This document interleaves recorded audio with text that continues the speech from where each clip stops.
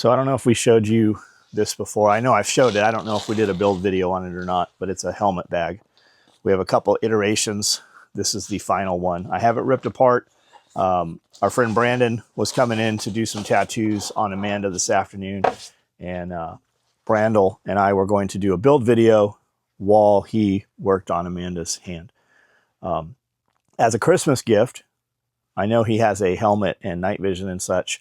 So as a Christmas gift, we were going to build him one of these bags. And his jam, he super likes multicam black and purple. So I've got some, I thought it was right over here. Here it is.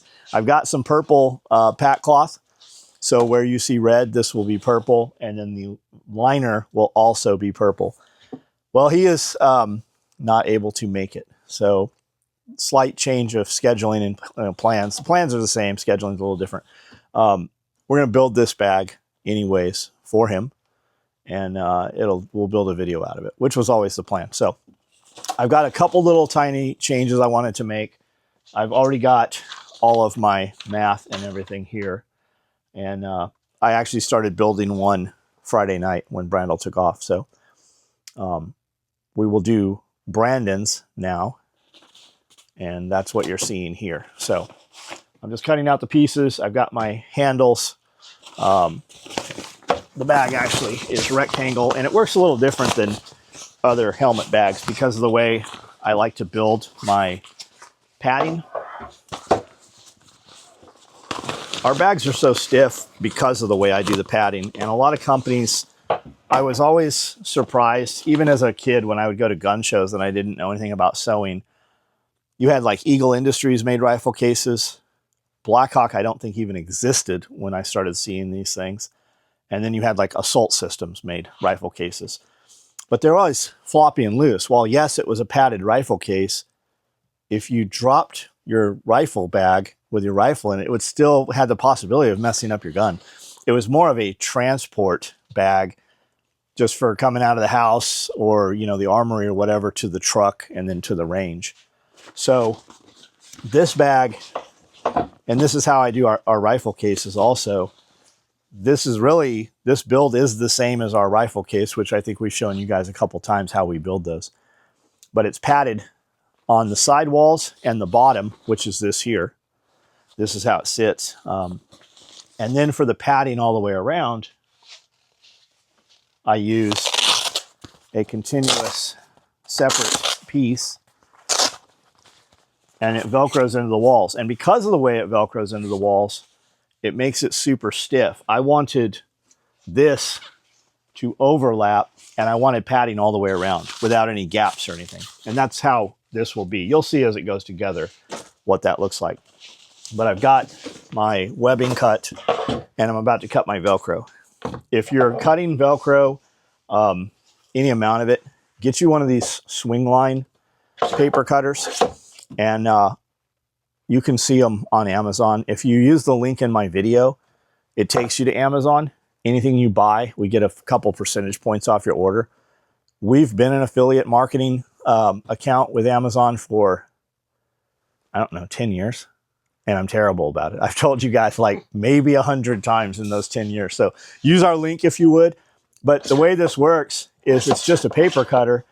Consider these disposable. I think they're like $35, $40. You can see I've got a stack. Well, I had a stack. Somebody finally threw them away. That one works over there. This one works.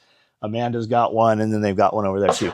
But if you bring this through here from this direction, and I think it works better with the pile down, I need a piece of loop here that is not on this cut list. I need a piece 6 inches. And the ruler runs right here. So if you just, and unfortunately it's not spring loaded, so you kind of got to put it against your shoulder to hold it up. Put your mark right there, and then just walk down. And I know there's some dude that's typing, oh man, that takes so long to cut that. I mean, if you're watching this video, you probably don't have those Sheffield digital cutters, a hot cutter and the cold cutter to the left there. You know, you probably don't have $5,000 and $7,000 machines. And You can totally get an H43. These things are great. I own 15 of them probably. I don't know what they cost now. I'll bet they're as high as $700 though. So this works pretty good. And in our other studio, we don't have room for these cutters and shit in there. So, and you got to wait for them to turn on, and you got to just putting the roll in the cutter. It's faster to just cut a couple pieces of Velcro here than there. So that's that piece of information right there. We can just stop the video. They have got their complete value. It's kind of funny because it's like when you buy a guitar, they give you a soft case that pretty much falls apart when you walk out. Yeah. And that's like what I always like. Sometimes I'll go into like TJ Maxx and I'll see something that looks so cool, like a kit bag, some kind of weird duffel bag, something with like cool laser cut stuff all over it. And I go to grab it and I'm like, they have laser cut shit at TJ Maxx? Yeah. And dude, I'll just like take it off and it's just like, it feels like nothing. Like, well, think about it, like a custom. What's a custom guitar cost now? 10 grand? I mean, they used to be 5, 6, 7, 8 grand, right? And they give you a $35 case. Yeah. Like we had talked Spikes. We had talked to Spikes. Spikes actually talked to us about doing rifle cases. And I'm like, we can't do rifle cases. I don't have the room for them. Barrett actually hit us up, wanted 500 rifle cases. Colt Law Enforcement Division hit us up and wanted 5,000 rifle cases. And I just said, guys, I'm super flattered that you would ask us to do that. I can't do them. Not interested. But Spikes, in talking to them, I'm like, you guys build a badass gun. And the case looks super neat sitting at the gun show, right? I bought one of the cases. But when you actually look at it, it's a $35 case. It's not Cordura. It's fucking made in Pakistan. Like it's just crazy. Same thing with like the zippered knife pouches, right? Strider buys our zippered knife pouches. Other companies hit us up and they're like, how much will you build zippered knife pouches for me? I'm like, so we tell them. And they're like, well, I get these for $5. I go, yeah. And it looks like $5. You also sell a $5,000 knife and it looks like it's in a $5 pouch. What's a $100 pouch? Well, guys don't really keep them in the pouches. Well, then why are we having this conversation? Like, why are we doing this? So whatever. We're not for everyone. And we're definitely not for the $5 pouch guy. So paper cutter. We're gonna cut some rectangles here. Also get you one of these little torches. Nowadays, everything's got the clicker in it. You have a couple brands you can buy these from. Get them at Walmart. They're gonna come with MAP gas. I think that's the yellow gas or the blue gas. It's super expensive. Might have a little more pressure to it. Doesn't matter. These propane tanks run just as well when you run out of that MAP gas. And the MAP tanks too are a little skinnier and taller, so they're not as stable. These are super inexpensive. Even these tanks are going away. Like these 3-packs, 4-packs you buy at Walmart. Just like the government fucked up all your gas cans, their big push right now is that guys can refill these. They sell a jam valve off Amazon. Everywhere sells them. It is illegal. If you refill this, it is illegal to move this on a roadway anywhere. I've never heard of a car going down the road and exploding because of their refilled propane tank, but that's the talk that they're talking. So they're banning these. In California, I believe these tanks are already banned, and they have one that looks similar, a lot more fancy, and the tank alone, I think, is $35 to buy that. And now you take it and you trade it in for a reloaded one because you can have them refilled at a propane refill place. But I'm sure there'll be some workaround where you can still, I buy probably 100 of these tanks a year and we go through nowhere near 100 here. I mean, we just always have more every year that we use for emergencies and shit for other propane things. But get yourself one of these, super convenient, sparks right up. You can torch the ends of your webbing. And they sear up real nice, keep them from fraying. And that 1.5 inch becomes this piece for the shoulder pad. And the 2-inch piece is the handles here. And that's really all of the webbing that's in this build.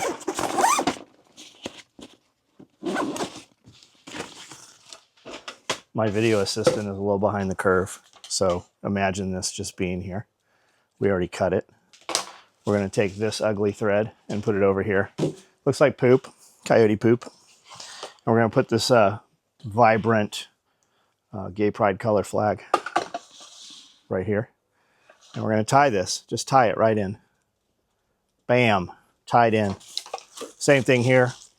Should I sew this all in purple? Probably should not. It would actually probably be faster to sew all of this in black and then go back over it in purple. But I'm a glutton for punishment, so. Plus I sew so fast, Brandel always has to slow it down so that the camera can catch it. So if I just do it all in purple, we'll sew a little slower and then you guys will see it better. So that's what we're going to do right there. We're going to take this, tied it in, cut this bobbin out of here, pull this through. Somehow I have a purple bobbin in here, which I don't even know what I sewed in here that was a dog leash, right? We did a dog leash. So there's a purple bobbin. We can use, we'll strip this red one right here out of, I literally have 1,000 bobbins in the building and somehow don't have them out here. I've been having Amanda print me all kinds of cool shit though. She just made these. I charge all my batteries and stuff at this on one of these columns in the building that support the upper floor. So I had her make these cool shelves, and they're all like mesh, basically gridded, 3D printed, and they have supports because I have the power outlets on both sides, and I have a charger, Besu charger, and it takes 4, so I can charge 4 devices off of it, and it's 100 watts.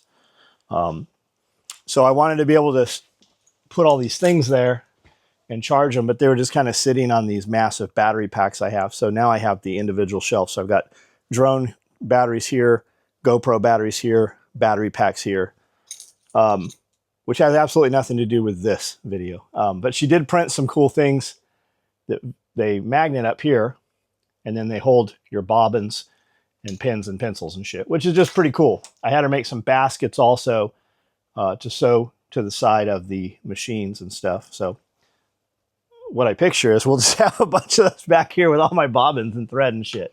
Now we have thread just all over the building in different places. So 3D printer, pretty cool. If you are interested in any of that shit, you can go buy your own 3D printer. I don't know. She'll probably eventually sell some of that shit. It's pretty usable. She just printed a bunch of stuff for Milwaukee tools and DeWalt tools and pack outs and stuff to organize them in tool chests and shit. It's pretty cool. You do tend to have to, you'll find 5, 6 of these files, you'll print them, and some of them work and some of them don't. Like the best battery holder, she's got a battery holder. It's a handle and 2 batteries go on one side, 2 go on the other. So you got 4 DeWalt or Milwaukee batteries. The best one, when the batteries are on it, the handle's so low you can't put your hands in it. We've got one that's perfect, but it's 6 batteries, and I don't want 6 batteries. I want 4 or 6. So you just got to try and print. You print a lot of shit and throw a lot of shit away to get to the ones that you actually finally want.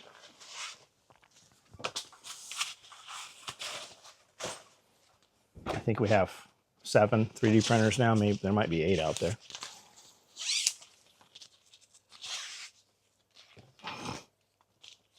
These are the handles I'm going to find center. I do my handles at 5 inches. Why do I do them at 5 inches? Because that's how Eagle's handles were. When I looked at the first handles and all the equipment I had used, they were 5 inches. You could be the 6-inch handle guy if you want. We saw Blackhawk when they came on the scene and copied everything Eagle did. They had some kind of tubing or something inside there. And in cutting gear apart over the years, we saw garden hose inside there. We saw aquarium tubing inside there. We saw solid plastic like Delron rod inside there.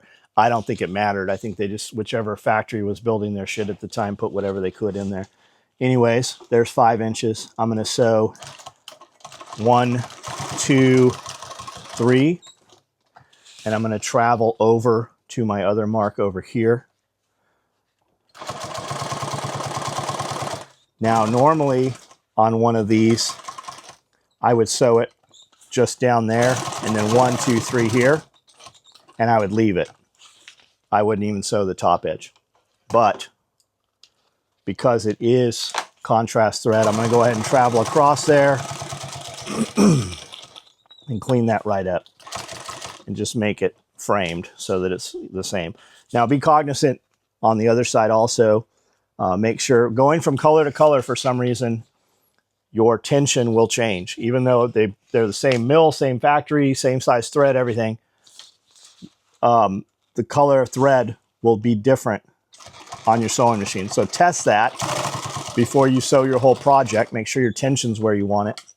And also with needle deflection, like this is 17337. Just because that needle goes through perfectly on top doesn't mean there's not a little waviness on the bottom.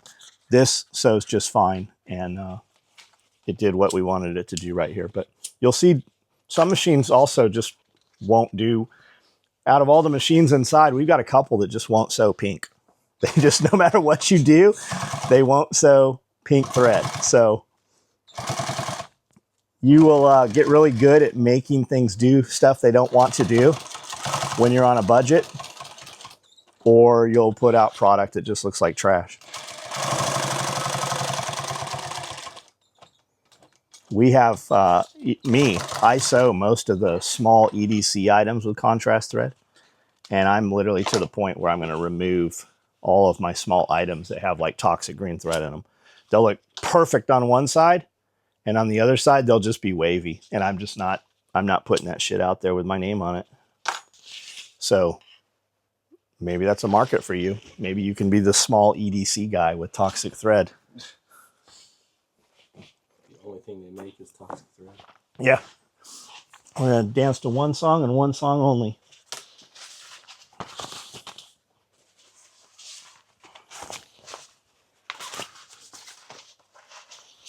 This here is the bottom. And it's basically 2 alligator mouths. So what I'm going to do right here is mark. That's a good question. Are my marks? And I just built one of these Friday night too, so I would know this.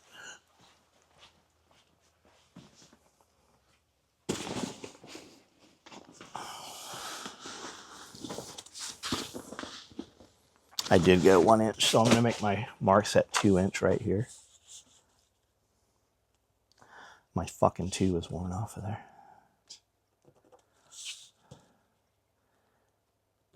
I know every time I do that, people are like, why doesn't he just get a new ruler?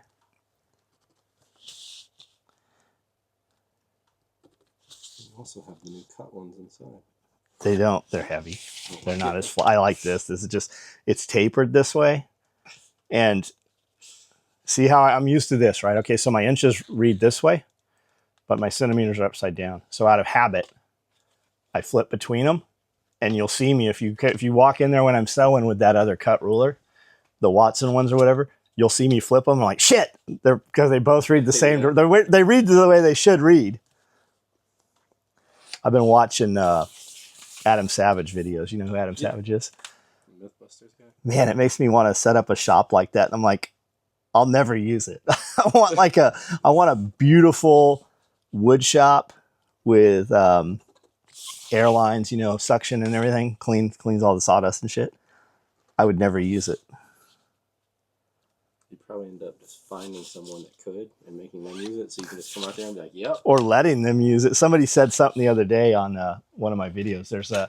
I get these twits every time I post up that we're hiring in the local Facebook group. And they're like, what's the pay? Well, the pay depends on you. Like if you come in and you can actually sew and do our stuff like my people working, I'll start you at $20 an hour. But all these people come in and they're like, I say, can you sew? And they're like, yeah. I go, cool. Where have you worked? And they name off all these places. I'm like, those aren't sew places. Where have you worked as a sewing machine operator or seamstress? Well, I have a home machine. So I put up, you know, that I said, just because you have a home machine doesn't mean you can do this job. If you come in, we'll let you sit. We'll need you for about 15 minutes. You're going to come in. We're going to put you on a machine. And if you can actually run the machine, we're going to know in a couple minutes. If you can't, then my ladies are like, look, you don't know how to do this job.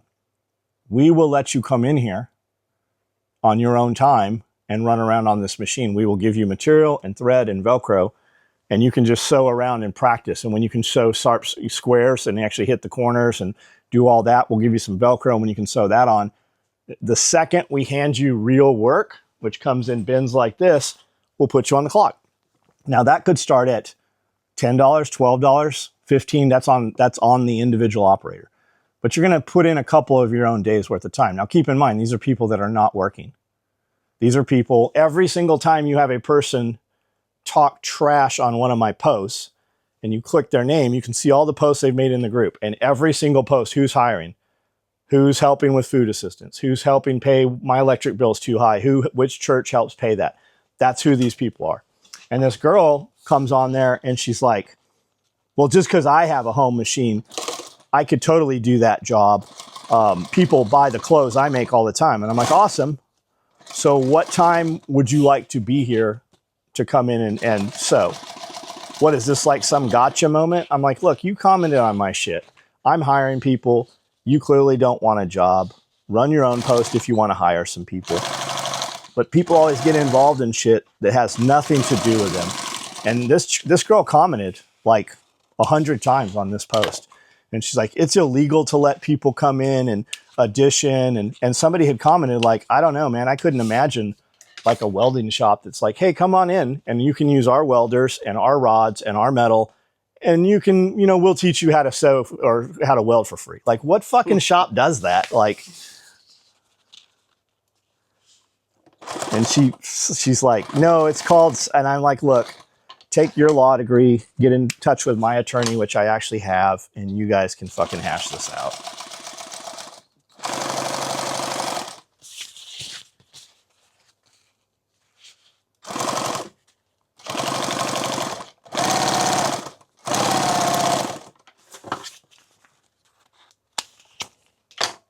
So I like to have a lot of material to work with.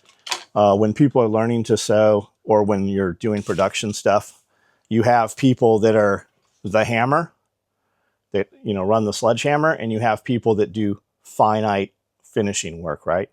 And unfortunately, most of those people that can do everything, those are few and far between. Very, very skilled craftsmen, or you have others also that just don't give a shit. And if you had to sign your work, they probably wouldn't work very long.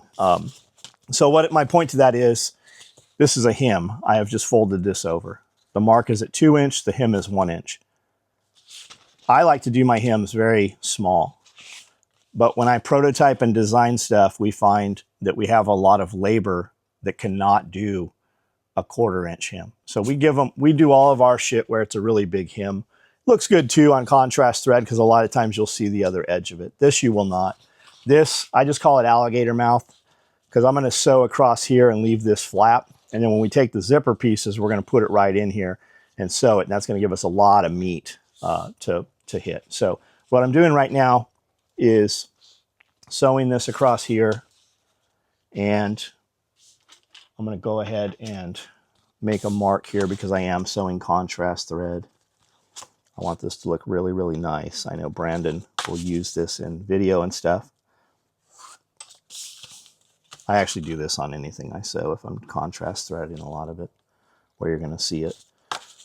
And this bag does sit on its side, so you will really see the bottom here. So what I'm doing is I'm just lining this up, and I'm going to follow this colored pencil line, which will come off. Even if you see it after the fact, if you rub it against some cloth or something, it'll come right off of here.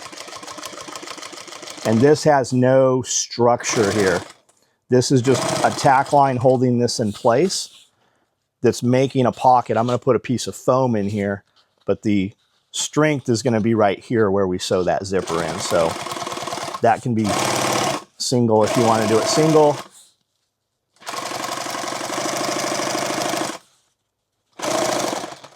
And you will see here how I'm right there, but over here it is about an 1/8 inch in. The pack cloth shrunk a little bit, it pulled up because it's a lot more supple than the Cordura. So I'm going to go ahead and cut out a little ways. I'm cutting the threads here. You can pull on this and you might rip the pack cloth, so I'm not just ripping it. I'm going to come out a little bit. I'm going to get all that extra thread out of there so we don't have to fight it later. Best thing to do that with is just the edge of a razor blade. You can tell that I've done this a lot here because there's all these little nicks and cuts in the table. I was noticing that in my table inside. I usually don't use a machine for more than a couple of years. When it goes out of tune and it's really out of tune, I just kind of roll it to the side and then grab a new table, a new machine. All right, so let's go ahead and flip this over and do it from this side. Nope, we're gonna flip this over because I have my line here. We're gonna line it up right there.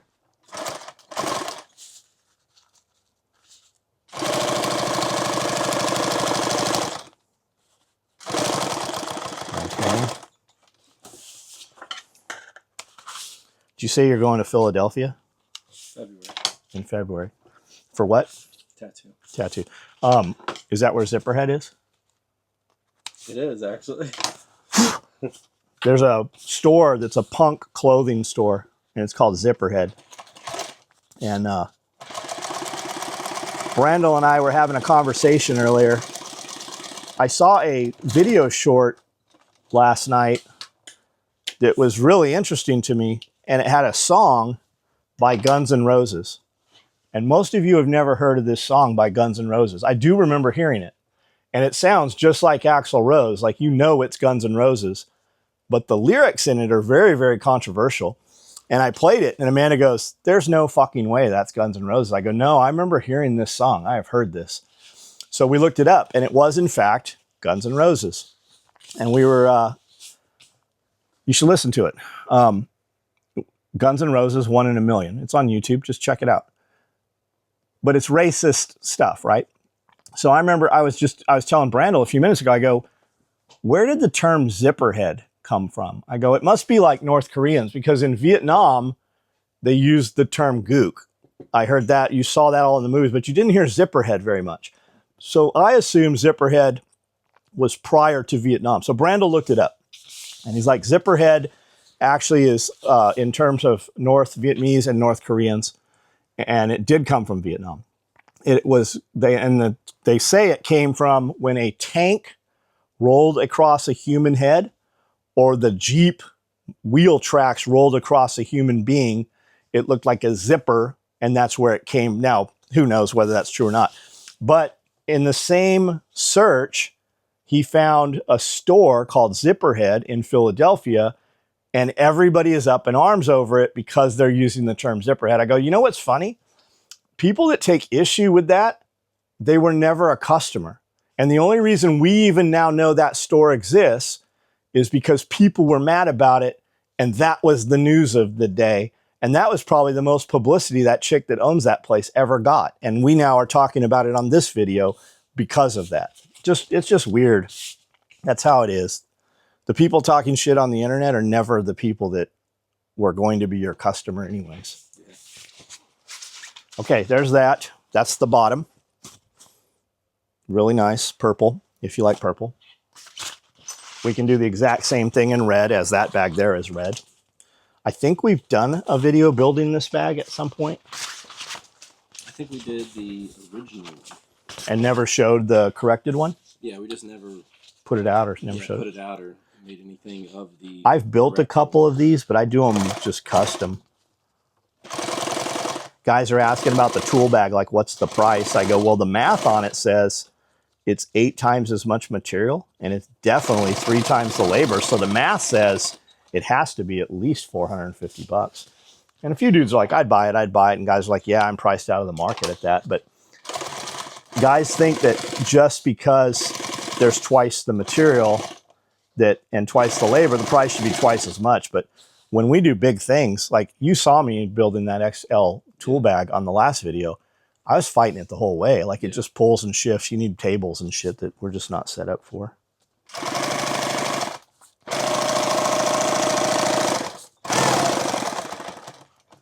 So right now I'm 5 fucking myself up because I shouldn't be putting this on here.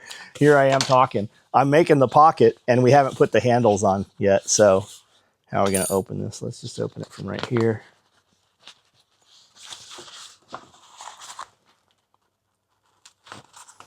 Be very cognizant if you're using pack cloth on the inside. Why would we use pack cloth?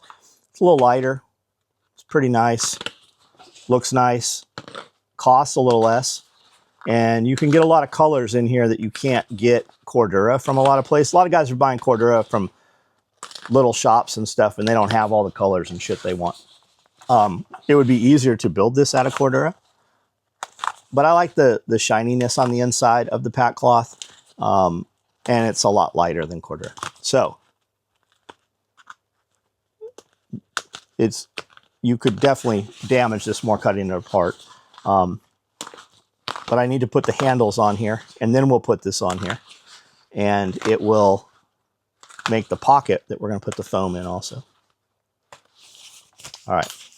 Now you see, because I cut it, and I'm cutting every couple stitches instead of every stitch and pulling, it gives you these long threads when you're taking it apart that are very easy to simply wipe right out of there with the razor blade.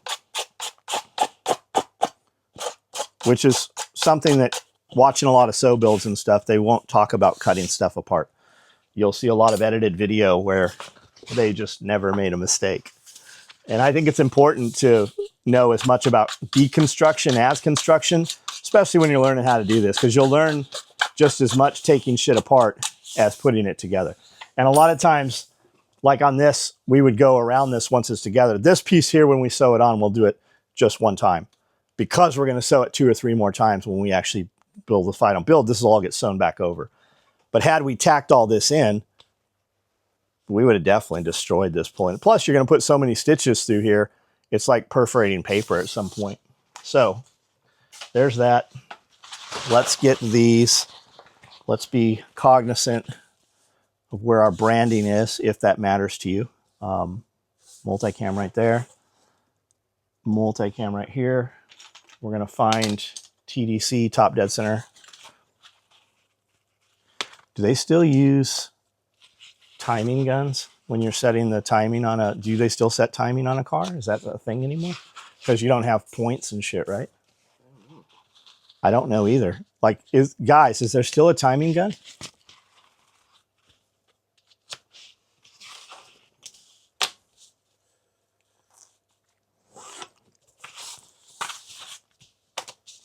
I'm getting some old shit. I keep sending Brandel and Cody and Jason Rappaport. I keep sending them F350s. The full-size, 4-door, long bed, 7.3 diesel motor. I want just a fucking stripped-out 7.3 that's clean, and go from there. I did find a really beautiful old 1965, maybe it was a 70, I think it was a 65 step side. Oh my God, army green, just beautiful. I want a bigger truck though. I want a diesel. I mean, I have all that shit. I just want an older one with no electronics in it. Says most mechanic shops still use them because a lot of people do bring in cars that need them, but newer cars do not need timing guns. Got it.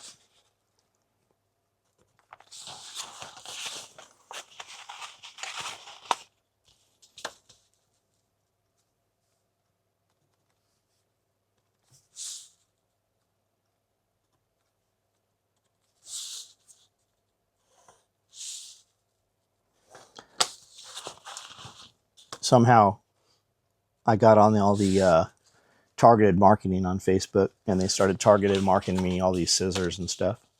And there's a scissor brand called Guggenheim. They're beautiful. They look like they're DLC coated black, shiny black. So I bought some nippers and some scissors. They have an 11-inch scissor that it truly is 11-inch, and that blade is every bit of 5.5 inches. It's very nice. Heavy. Now, we were at Hobby Lobby a couple weeks ago, and there was a pair of Singers, and I actually thought they were Guggenheim. So they look like they came out of the same factory.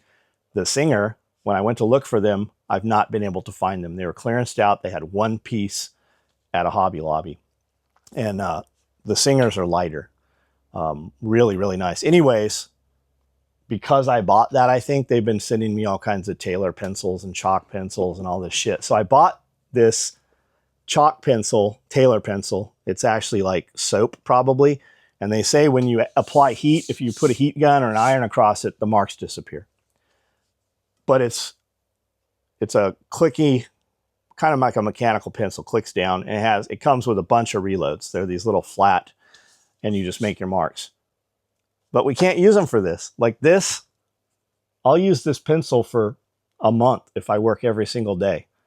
I'll go through the whole entire fucking load of those pencils in one day. It's like, it's crazy, man. There is nothing better than a Crayola pencil. And I know guys have all kinds of opinions and shit. If you have something that's working better than a Crayola pencil, I promise you, you are not working at the volume that we're working. It's just not. Our girls buy all kinds of pencils, and I'm like, why are you doing that? Like, why are you buying that out of your pocket? Just show me what you give me the package. I'll order 400 of them, but nothing's better than the Crayola ones. Because when you sharpen them, all the other ones, as soon as you apply pressure, the tip crumbles and breaks. The Crayola ones do not. It's like they're not as soft. Or something. Yeah, it's just something. There's a company called White Feather that like went out of business. It was the premier pencil that every architect, engineer, everybody wanted to use these things. They were American made, and they shut down and have lost the formula. It's graphite, wax, and something else is in the lead, right? And they make these things. And they're like, I think it's $50. You get a box of like 12 of these pencils. They're beautiful. They're really nice for a fucking, I've really been down this pencil rabbit hole. And that's when Adam Savage popped back up on my algorithm, because I've been watching these pencil shorts, and that popped up, and Adam Savage had did some pencil stuff. Anyways, this company, and they make them out of cedar, white cedar, off the West Coast, I guess. And it's just amazing the amount of work that goes in. So there's this interview with this dude who is he's like, we have 100 people that work at the company. I can count everybody that knows our formula on one hand. I'm one of them. Like, we will tell you what's in here, but you won't be able to duplicate this. So it's interesting, something as simple as a pencil and how much goes into these things. And there's this like outcry over people like, we need the White Feather Pencil Company back. We need this company back. And I remember Mike Rowe doing a thing about pencils and how like toothpicks can't be made in the United States. We just physically can't make toothpicks in the United States because of the lumber and where it's grown. And now they do. Like, they're back to making toothpicks apparently in the United States. But you see this equipment sitting around in scrap yards and shit, and you're like, what is that? What did that do? Did you see that? See that wood chipper I sent you yesterday? Is it 27 inches? It's 27 inches. It's self-propelled on tank tracks. It eats an entire tree. It's called a whole tree chipper. And I found them. And almost everything you find when you put that model number in goes to that dude's content. He now has 2 of them, and they're converting one to be remote control. It eats 27-inch trees. That chipper out there is a 10-inch chipper and will eat 12-inch trees. But it's just, I just want to know, like, what did that cost? What did that cost new, and what does it currently cost? And they're pretty rare, because he bought one because it came with parts extra, just to have the extra pieces. And also, what's the maintenance cost? Yeah, I don't know, man. So most dudes that do land clearing with like a pulverizer, like a mulcher head, you can just go through a forest of small trees and it pushes them down and shreds them up as you drive over them. Well, they were doing that, and Amanda's like, is that a mulcher head? I go, that's a mulcher head, but they're using like D9 Caterpillar. Like, their machine is a machine that's like 5 times bigger than our machines. I'm just sewing over these. I'm framing them up real nice, double, so that this purple really pops on here. Oh man, I should have had her embroider 3H on these for him.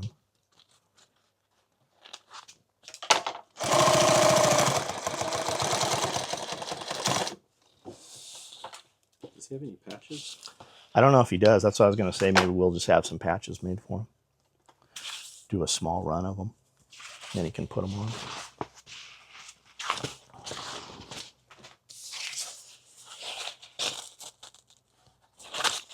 There's the branding right there.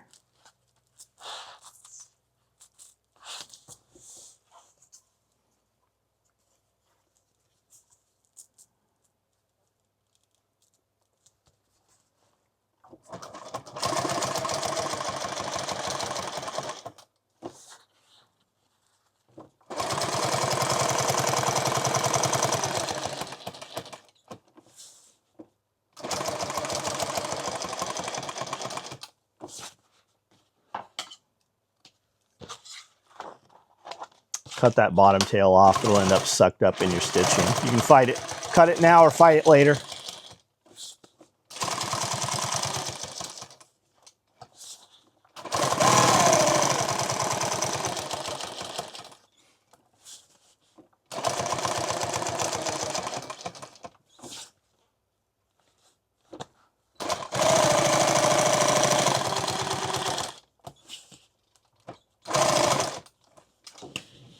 You see the purple on there? Yeah. That Velcro really sucks it in there. All right, now these are going to get buried in the seam. So you don't need to fold them under or do anything weird. But when you start down here, what I do like to do is I like to sew across the edge here. Because if you don't sew across the edge, like I just did there, if you start here and come up, it's going to shrink when you come down, and this is going to kick up a little bit. I'll do one like that and show you.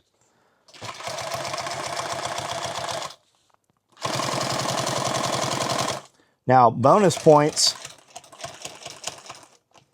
for cleanliness, had I made this Velcro 7 inches instead of 6 and concealed the raw edge underneath, but I did not do that. So I am going to go 1, 2, 3. And I used to like to do 2-inch box stitches on my 2-inch webbing. But nowadays, I just feel like the 1.5 inch looks a little cleaner. So I'm going to make a mark there at 1.5 inch. I'm going to travel down here. I'm going to come here, 1, 2. Back up a little, make sure I got that in there. And then I'm going to come across and do my X. So I end up with 4 lines of stitching here at the top. And I'm going to come across here. And I'm going to end up with 3 lines of stitching here. I'm going to go ahead and tack that. And then I'm going to travel down. Now, when you're doing your box X's, on most of this shit, it's for looks. It is not a structural stitch here, not on this product. So you could even just do it with it and come back and put your X in or whatever.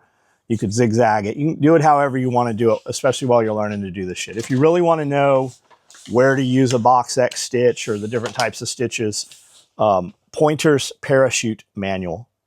If you use my link on Amazon, I'm sure it's on Amazon. If I preview this, I'll put a link straight to it. Otherwise, any of my videos, there is a link in my description for Amazon. When you click that link, it takes you to Amazon.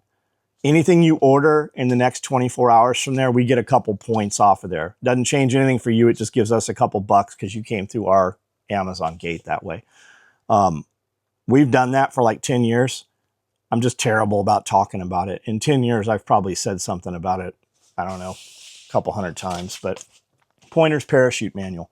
If you really want to know how to do stitches and where they need to be at. So here's this one. I'm going to start this one from the bottom here so you can see what I'm talking about. I'm going to tack it in right there. I'm going to travel right up here. Now we know that Velcro is in place, so I can just come right up along the Velcro. We know it's where it's supposed to be. I'm going to come 1, 2, 3. And again, I'm going to make my mark here.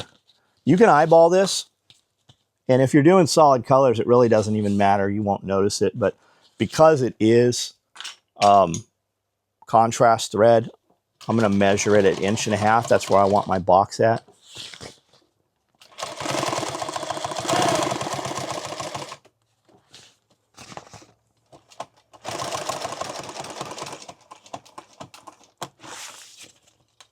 came off there. I'm going to come back on before I strike. There we go.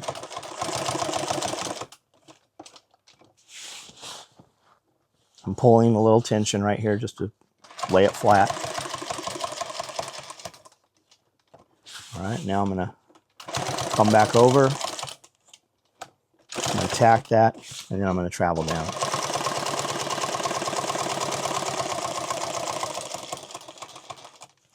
See how much that pulled away? It's not too bad. Let me take it out so you can really see it. This one didn't do it too much. But a lot of times you'll get it, it'll actually pull up a 1/2 inch or so. You can see where it pulled up about a 1/16 inch there. I am going to sew this at least 1/2 inch into a seam, so I'm not concerned with it. But just be cognizant of it. When you start these, sew across the bottom edge first, and then you won't have any of that pull that way. Now we're going to put that pocket back on that I cut off of there. And I'm going to start it from the side. You can do it at the bottom. You can do it however you want. Some bags, when you go to build them, you will find they're easier to put together most of the way and then slide the foam in and only have to deal with that side. And that's what I'm doing here. I'm going to do this one so that it's on this side, and I'm going to do the other one so it's on the other side because it'll mirror, and then I'll have one open on each end when I do those.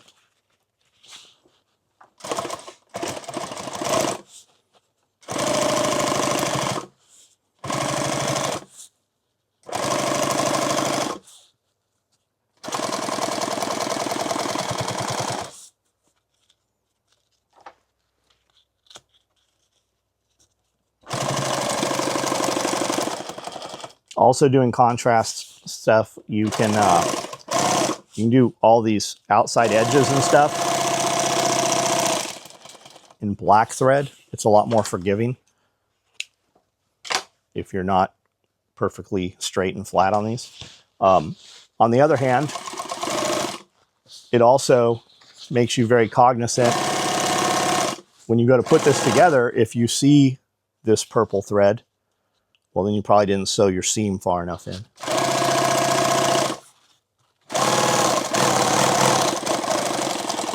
This thread right here that we just put in, sewing this panel on, is literally only to hold this so that we can put the foam in. That's all that's for. This is almost like just a tack stitch. You could take this out after the fact if you could, but you can't. So there's that. Let's do the exact same thing over again.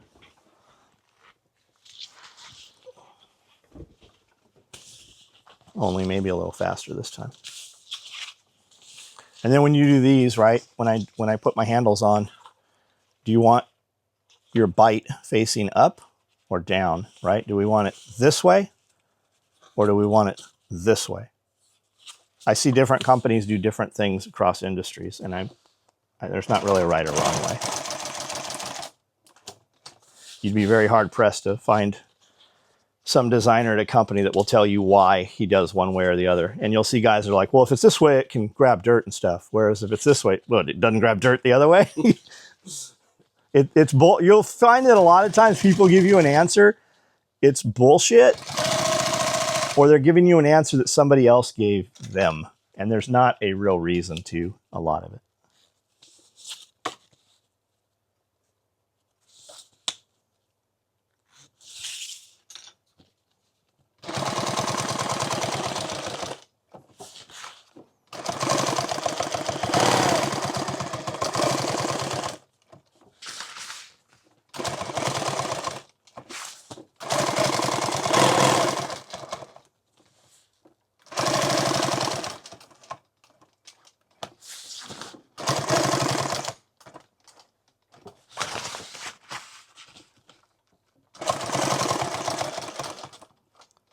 How many inches are we? How many stitches per inch? Let's count. This is 2-inch webbing.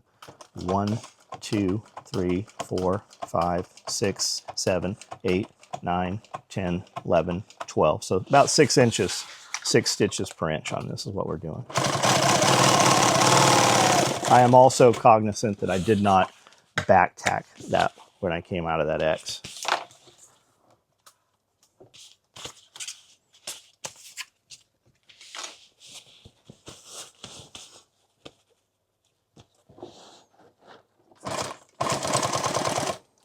I also should have put a label. Oh, money, look at that. Do I have, there's a purple label. That other side's not getting one.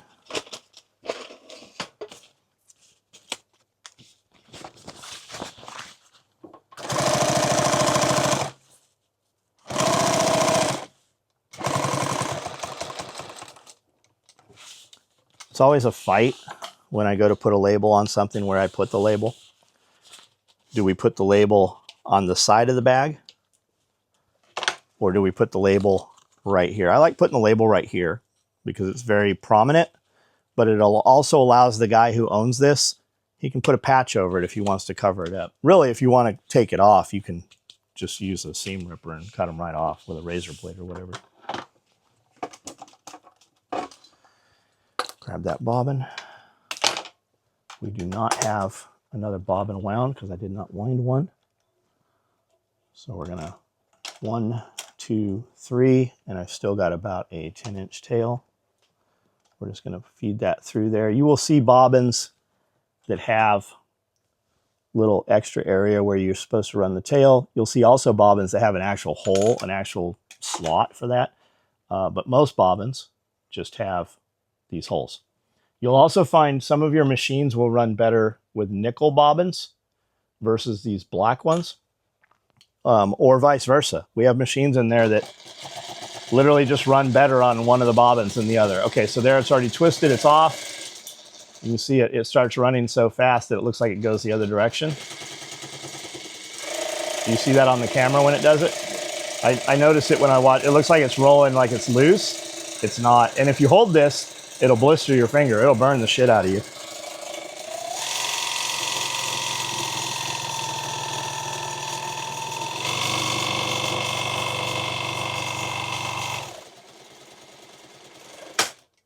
Now this here, I didn't know this for a long time. So you'll have some machines that'll just have wind the bobbin with a lot more thread. This right here, by adjusting this screw, moves this tongue, and that will give you a fuller or lesser load on the bobbin. You can also bend this if you need to, if the screw doesn't do enough.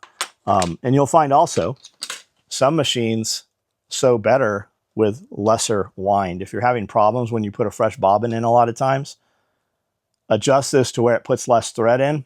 That might solve your problem, maybe. Also, this is the child safety thing right here off of a lighter. Make sure those go in the trash. Inevitably, at some point, you might be walking around barefoot, and that thing will go straight into the heel of your foot.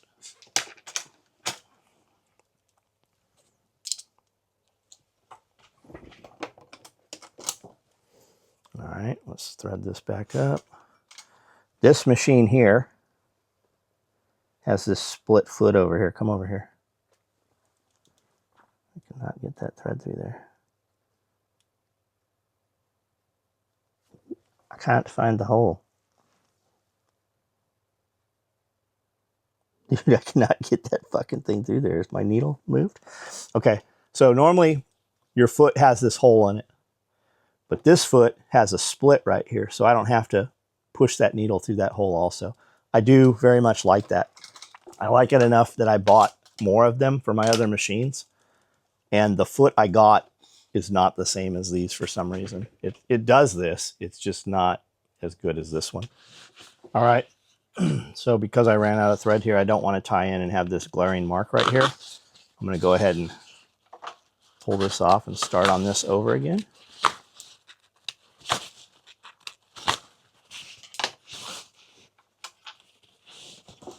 And you can see from me pulling on that how it has stretched the edge a little bit also from sewing it on and then pulling it off. Not a big deal. You won't see it all tension on it when I put it back on.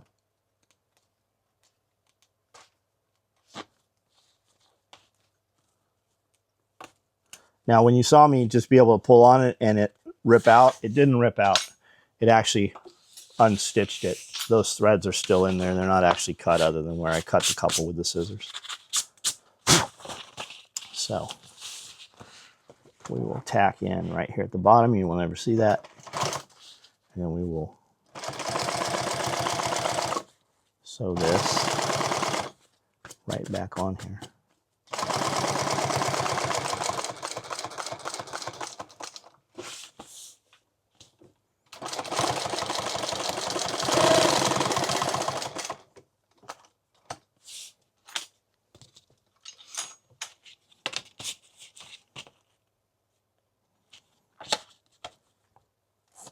I actually should have cut that off. See how it's kind of all billowy and pillowy now?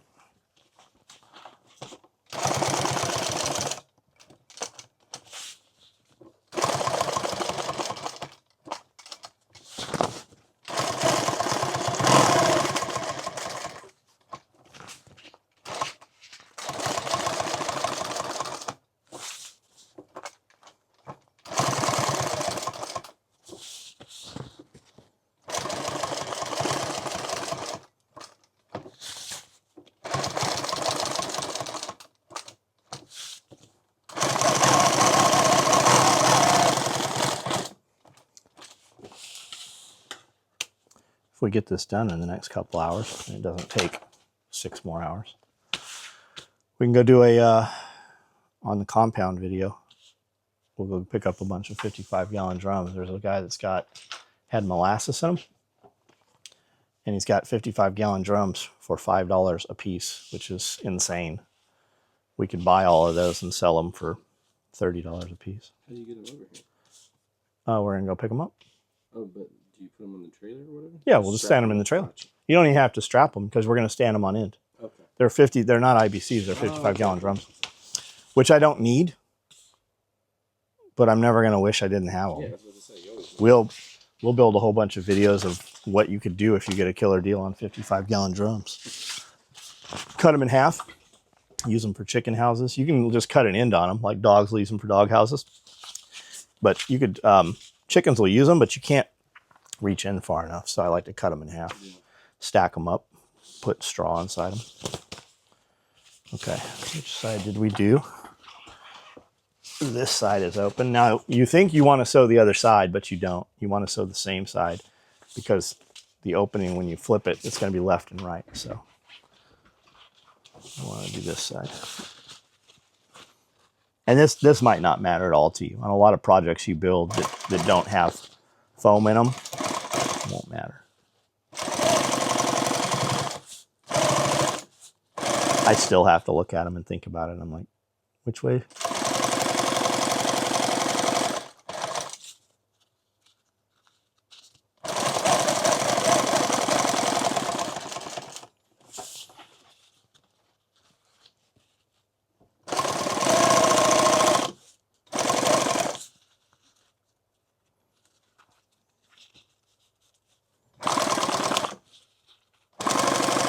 Stretching that purple so it Matches up. Yeah, it's a little, because I already sewed it on, you know. It's doing some weird shit.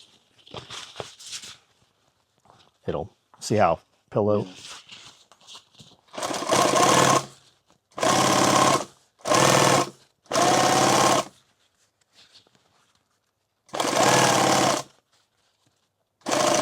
Is there kind of a leeway to that though, with it having foam inside of it? It won't matter. I mean, it's not going to matter at all. And the function-wise, it would still look perfect. But I know that at some point, this will be sitting someplace, and Brandon's going to have it, and you're going to end up putting proper lighting on it and take photo. It'll be you taking pictures of it. And I'm like, oh my God, like we got to make it look fucking perfect. Taking pictures out in the daylight, that's one thing. Taking pictures in the dark with real lighting, man, you see everything. Did you see Rob the other day doing like physique shots? And Dana's like, I've got the one perfect spot in this entire gym. Yeah. And he's like, it's really dark. She goes, yeah, but you can see you look so good. You don't look like that anywhere else, but you look like that right there in that spot in the gym. Yeah, I've got like 4 places in my gym that I'm like, okay, right there. Dude, your video yesterday was crazy, bro. Fucking insane. It's insane. Like, I'll see somebody that sees me around town or something, and I'm like, man, yeah.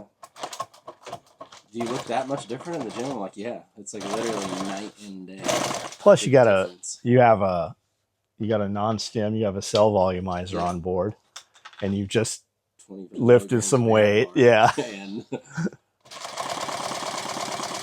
a gallon of water like before. Do you think Anavar actually shows right immediately in the mirror?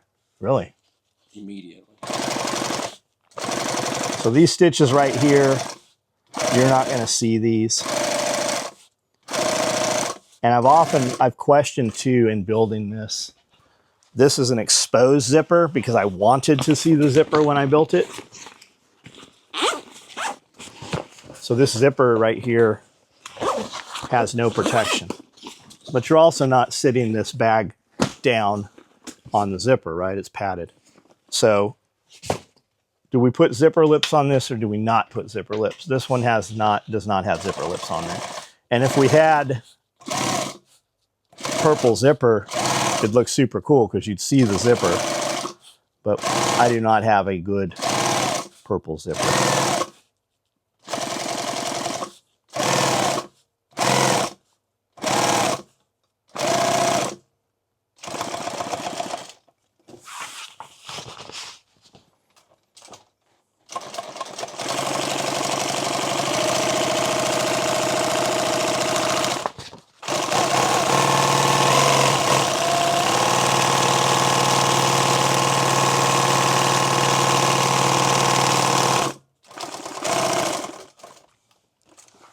This is not a zipper foot either. This has a wide foot on this side and a narrow foot on this side. I like this. It tracks perfectly. When I'm putting zipper on, it runs right along the track. They do make a zipper that sits on both sides of the track, and they make one that straddles on top of the track also. I've never used them, so I don't know. That just basically hold that place evenly. In theory.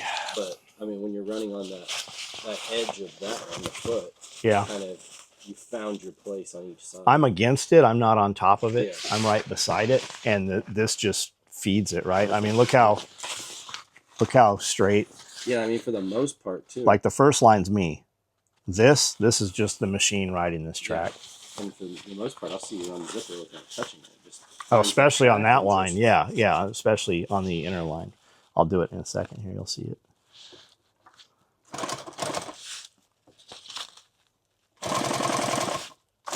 You see me going every couple inches, lining it up right here.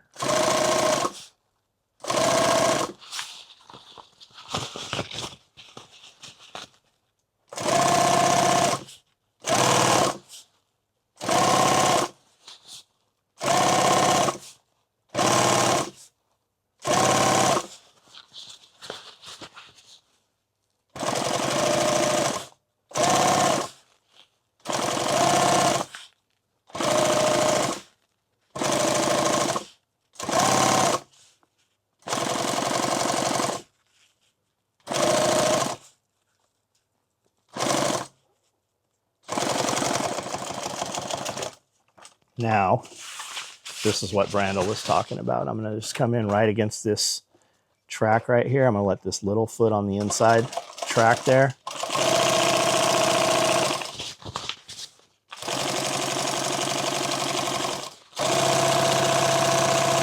Normally, I'll just let it run. There is a little weight here, though, trying to pull, so I'm going to...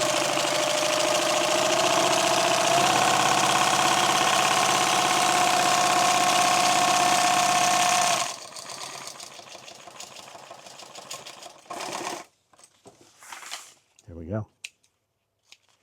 Now, this is the part that matters, the next part. Because you're going to see it. You're not going to see any of this shit we just did right there. Now, you can see, are these the same, right? They're close, but I got a little more room over here, but whatever. Now this, I'm going to leave these together also and sew them rather than separate them. What I'm going to do is I'm going to pull this and I'm going to sew this top stitch here.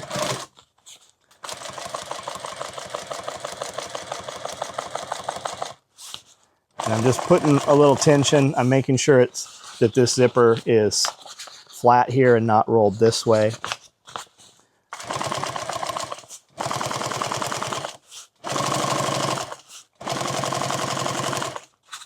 And you can get a proper attachment made for doing just this. It would be a custom attachment. You're going to pay $700 to $1,000 for the attachment. And then you could actually just put the material in it. It will flip the material and feed the zipper. It'll have a couple different openings. You put the material on one side, material on the other, and then the zipper fits in the slot underneath it. And it'll do all of this in one pass, especially on a double needle machine. You can get machines that'll go, 1.25 inches, 2.5 wide. You would need this one set at like 1 inch wide. And it would do it all in one pass. It would look nice, be a lot less work.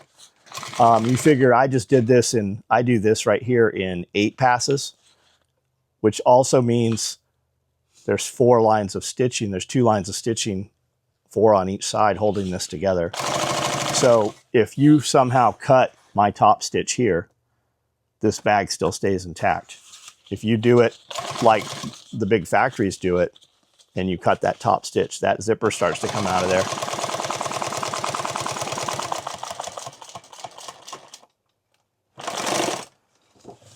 Now this one, I'm gonna do the same thing on the other side. Then when we go to flip it, we're gonna do it from this side so that we can see where this is, which also means you have to be very cognizant of staying straight because you'll really see it on the other side.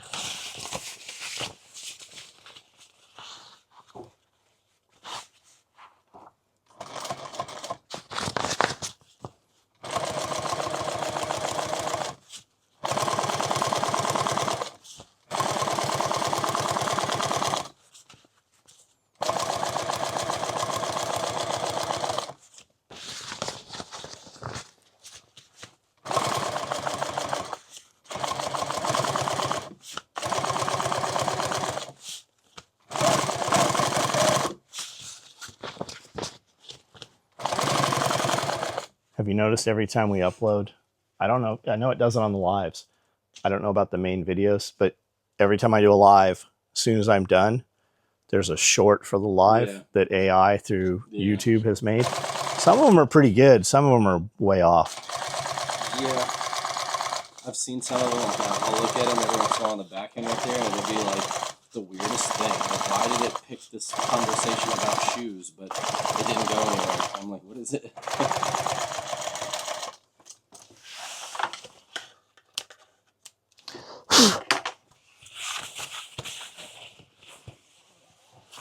See how I've got a little wonkiness?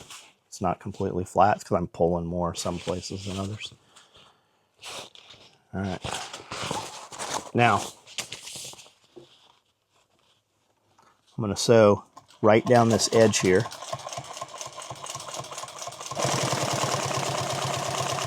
I should have checked my bobbin. I don't want to run out on this in the middle.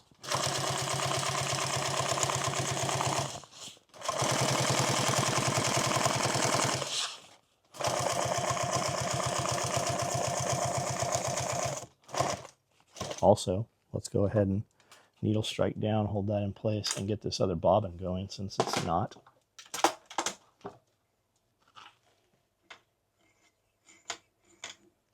Good 3 wraps, 8 to 10 inches of tail. Now I'll hold it.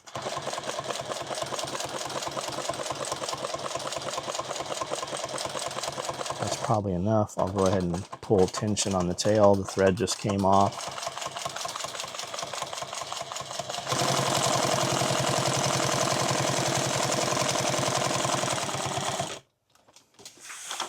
Now let's see how straight I got that. Looks pretty good. Looks almost like a double needle machine did it. Waves out a little here.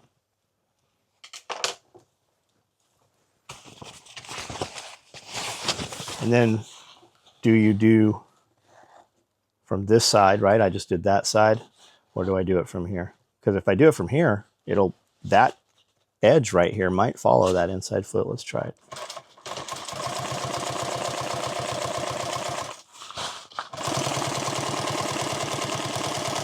Nope, it won't track on its own. You better steer it. This one's not going to look as good.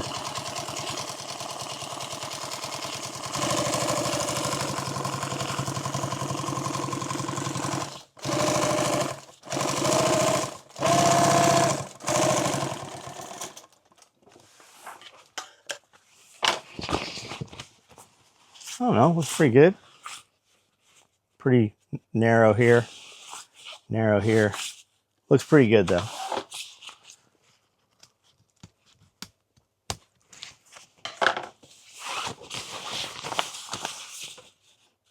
Let's go ahead and get those zipper pulls on here, lay step. I am famous for putting a bag all the way together and not having zipper pulls on there.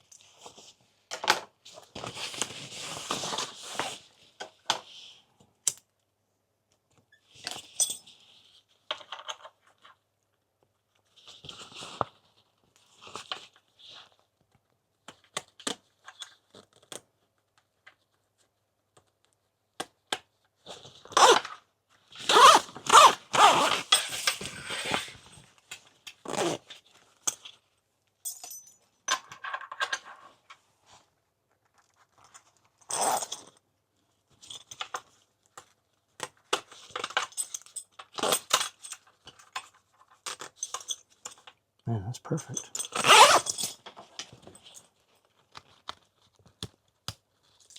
Is that always? Always. I'm always the perfectest. I don't know why I'm getting this, though. I must have really pulled on that or something. That's odd. I don't like all that waviness in there. I don't know what happened. I did not bring... Do I have plastic out here? Let's see. One day I'll have my 3D printer wife. I'll have my AI wife tell my 3D printer wife to print out all the little buckets to hold all this plastic. Because what I really don't want is 400 of these buckets out here like the other building has. All right, let's go get those pieces of hardware.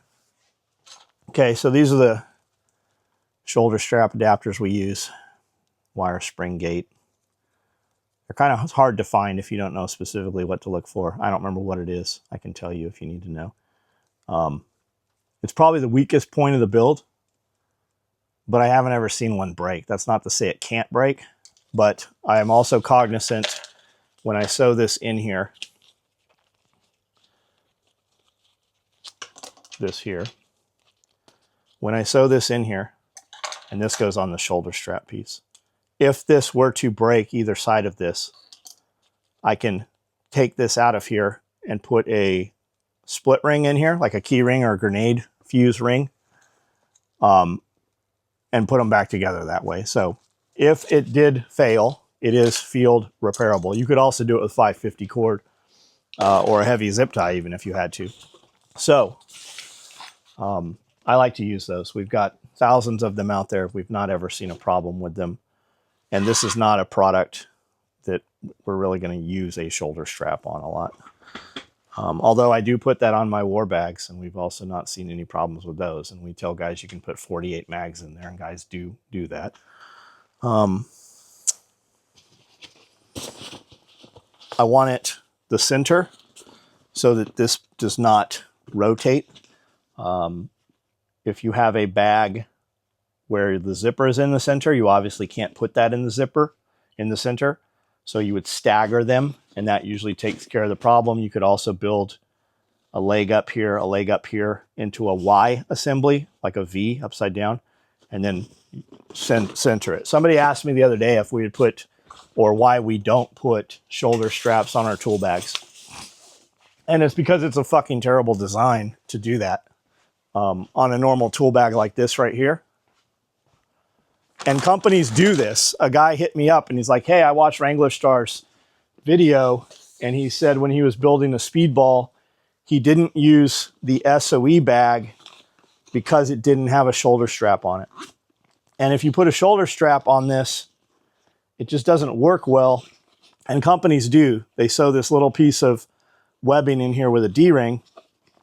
And when you put a shoulder strap on it, half the time you go to pick that up, the bag flips upside down and dumps all your shit out because the fulcrum is at the center or below the center. So to build this bag properly, it is a lot more to put a shoulder strap on here. And this bag is kind of narrow to do that type of shoulder strap. So at best, you can put a tab here and then caddy corner. It just does not lend itself. You'll notice that when I build bags with shoulder straps, they are a completely different build than this right here. They are usually built with a separate bottom and separate sides rather than continuous like this leather bag here is.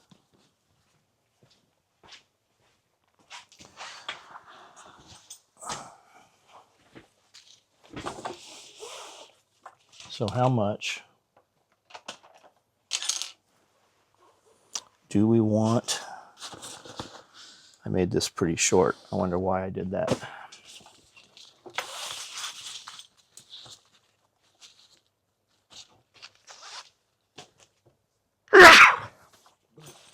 Clearly I'm allergic to one of these people watching this video right now.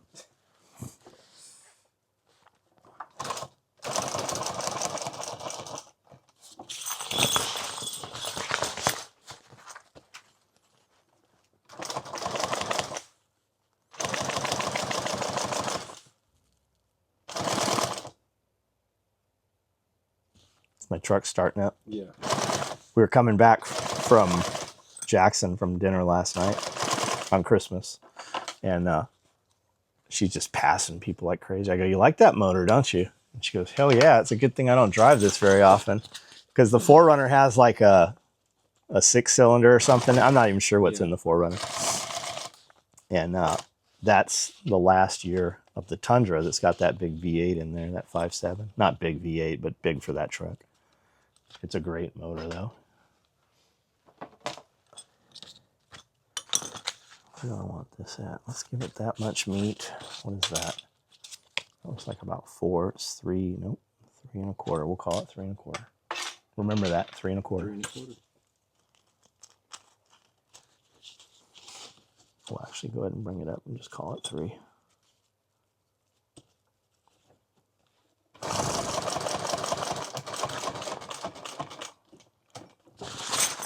Now with these here, you obviously have a lot less room to work because you're at 1.5" webbing. I'm going to go 1,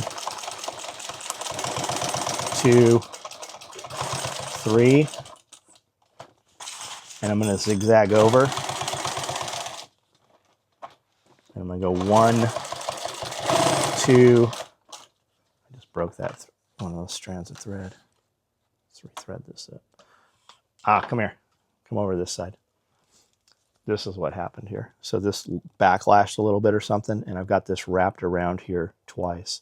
So It just grabs it and pulls it. So I've got way too much. That's why it's been sewing weird here. So I've got that caught. So normally this will go through here, okay? And it'll go through this pull right here, this drive.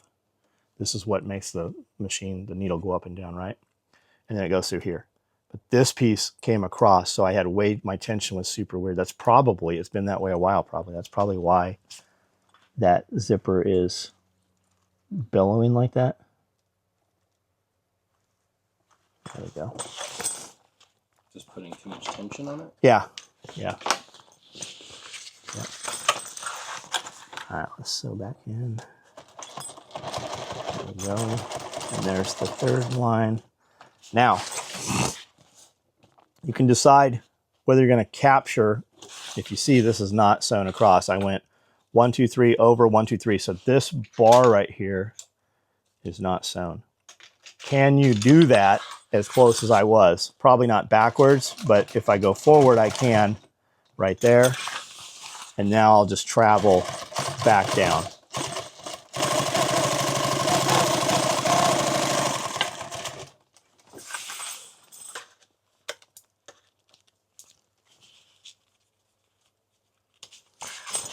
So instead of a box X, we just kind of call it a Z stitch. This is how we do on most of our tool bags and stuff. We'll go 1, 2, 3 over 1, 2, 3. So you've got the 3 lines of stitching right here. If somehow you busted that, you've got another 3 backing it up here. You're never going to just bust this line of stitching. It's going to be damaged, something cut it or something, and you have the secondary here. A lot of times it's actually 5 and 4 and not 3 and 3.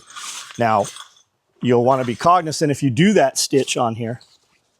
These are box X's, but if you do the zigzag and your zig comes to the outside here, you probably want it to come to the outside here, so they're not the same stitch, they're mirrored opposites. So be aware of that when you do your stuff. Makes zero difference in the function of the product. It's only for looks. Now let's see, because this was kind of pillowy. Let's see if this one's any different now that I got that tension different.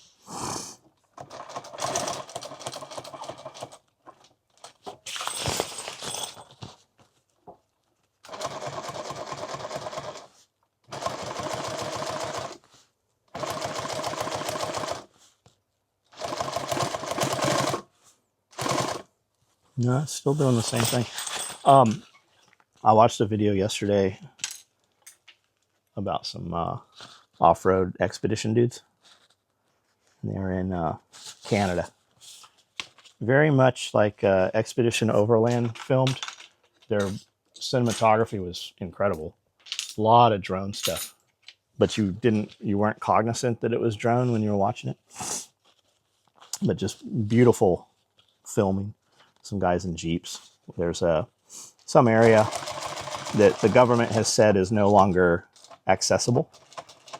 So their whole video was, okay, the bridge is out. How do we get here anyways? And that's what it was. Not really a lot of story or anything. Not nearly the story that Clay and those guys put together. But their video is really good. Like, I subscribe to their channel. I don't know why I'm telling you that. I just watched. It's rare that I watch an entire video. Fried from shorts, yep. I don't even click on shorts anymore. I don't click on reels, I don't click on shorts, I don't click on any of it.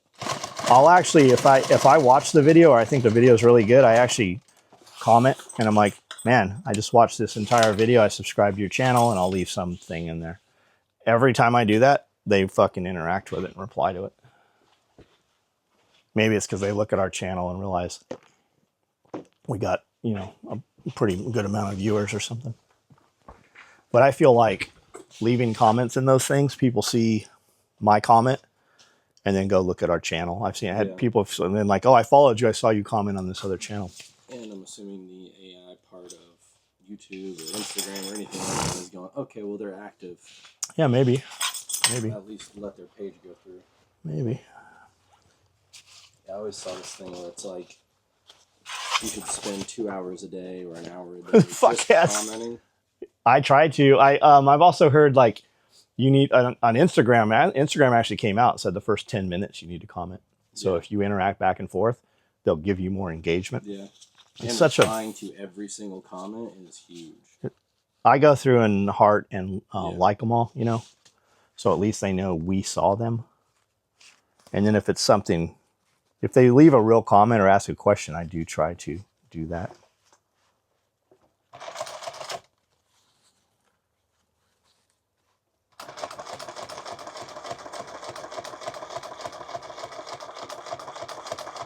I'm not nailing that line, am I? Pretty close. It looks like it's all over one.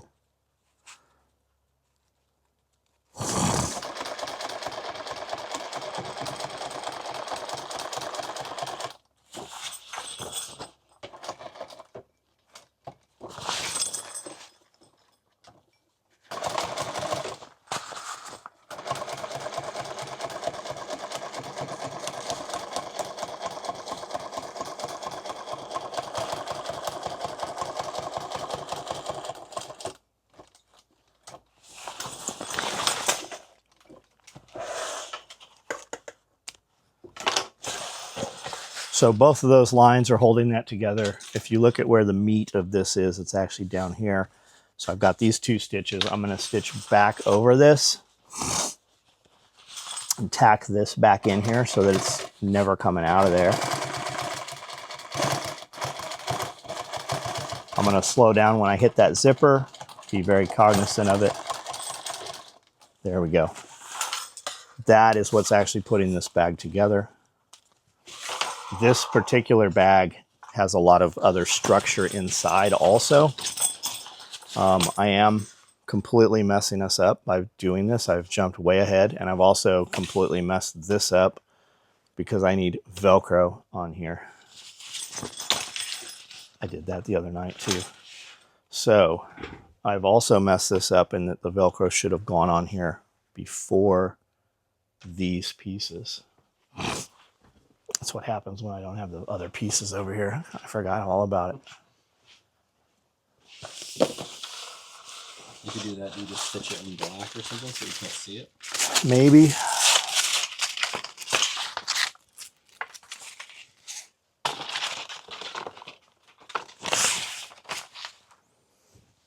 These are what I need here. I also didn't, do I not have? Yeah, all the foam's over there.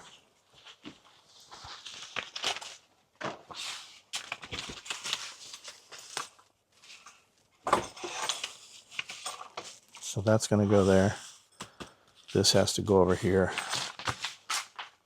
We're about to see how well I just sewed that whole thing together.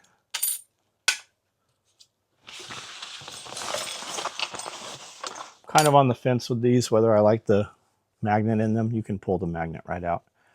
I found these on Amazon too. I don't like them as well as the old ones you got from the tire shops and stuff, but this works pretty good.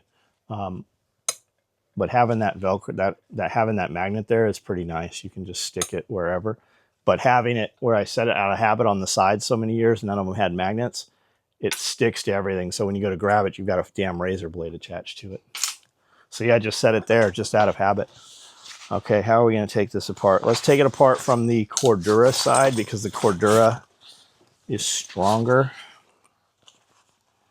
less apt to cut. Like we could slice this right now and this entire project would have to be restarted.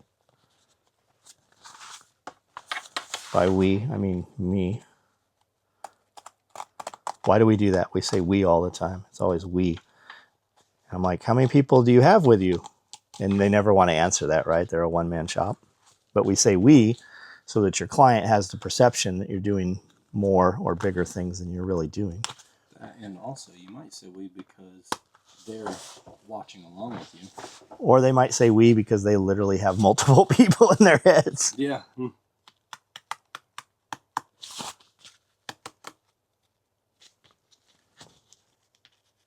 Yeah, I have seen people like with NLP stuff talking about if when you say we, it makes the customer think they're a part of you. What is NLP? So like manipulating, you know, kind of like stacking yeses and. But what like do you know what NLP stands for? I don't know what the actual. Okay. NLP is. So there we go. That came out of there pretty.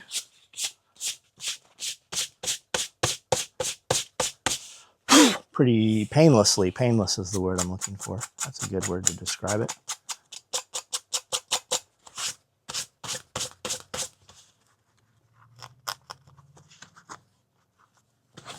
Okay, is neuro-linguistic programming.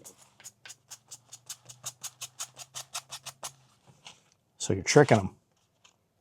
You're mind fucking them. Mind freaking them. Mind fucking them. Isn't that Chris Angel? No.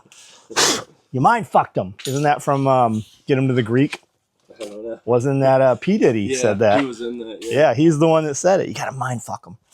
I guess he was actually all along, wasn't he? All right.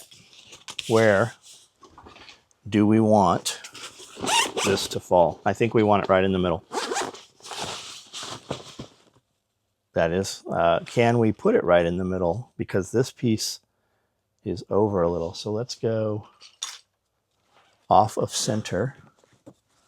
Let's give it another 1/2 inch. I think it needs 3/4, but let's find out here. Ooh, I got a little slice here already. How did that even get there? Why is that even there?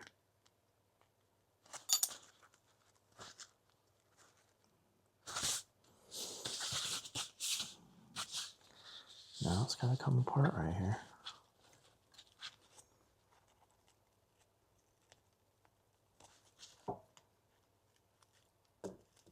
There we go.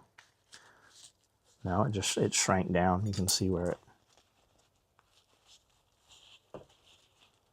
Yeah, there's no cut there. It just puckered up a little. So what I'm doing is I'm pulling out, which exposes, which I never did. I've never had a strong pull-out game. That's why I have 20 kids. Pull out. I'm pulling back here, right? It exposes a few stitches. Nick the stitch. Pull back. Nick the stitch, right? Especially anything you've cut apart more than once, be very careful with. Or especially like pack cloth or you know, any kind of, like, I don't want to say lesser material, but any more more delicate material.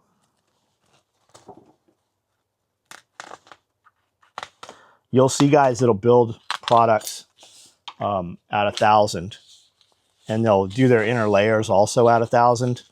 And those bags, man, they're so fucking heavy. They're difficult to turn, and they just look, well, yeah, they're rugged as fuck. They don't ever need to be, and they just don't look as good. They just look, I think it really makes them look cheap. I didn't need to do that bottom seam. I need to do this one here.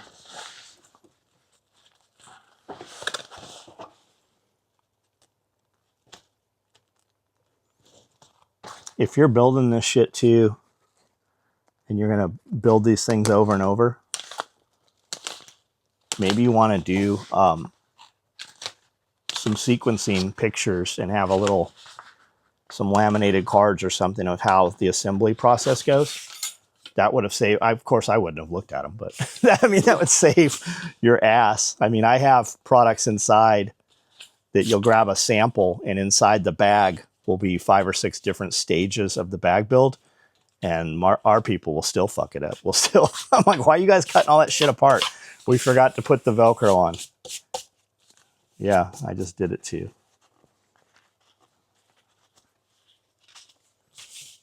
Man, why am I even fighting this? Let's just take this shit off. Yeah, we don't have to. All right. I said, we're going to go off center. Here I am fucking it up again. We need it on here. Okay. Okay, 8, 4. And we're going to be 1.5 inches. And I said we're going to come over another 1/2 inch. So let's just do all of our mark at 2, and we'll run on that seam there. 2.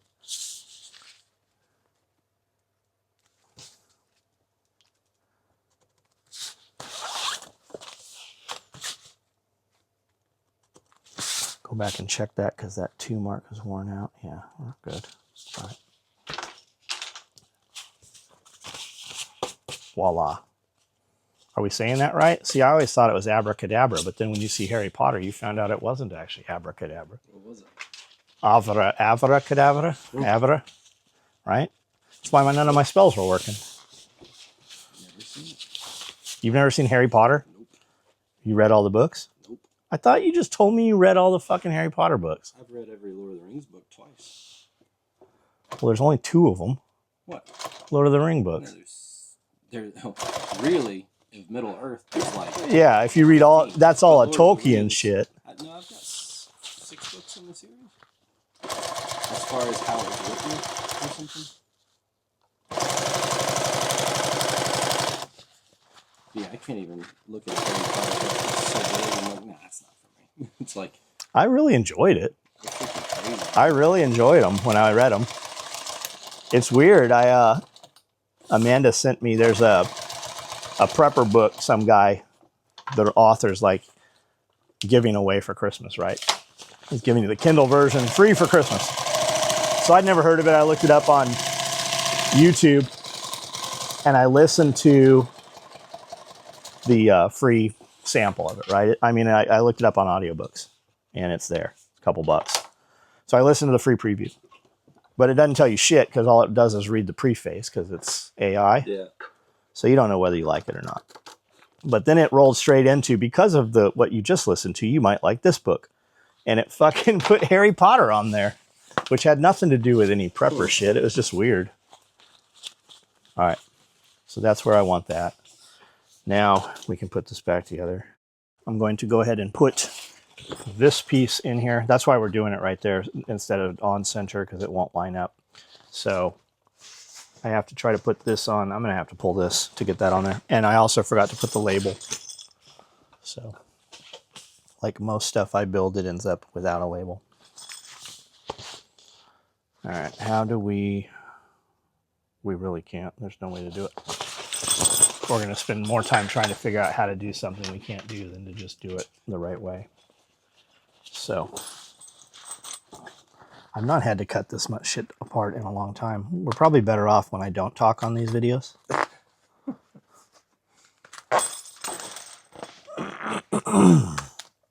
It definitely costs more.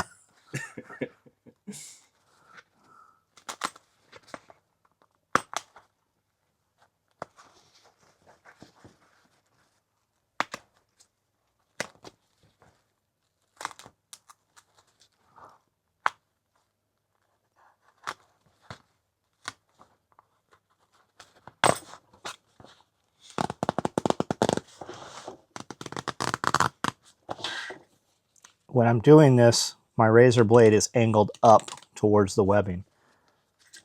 It will not cut the webbing. It will definitely cut that 500 Cordura.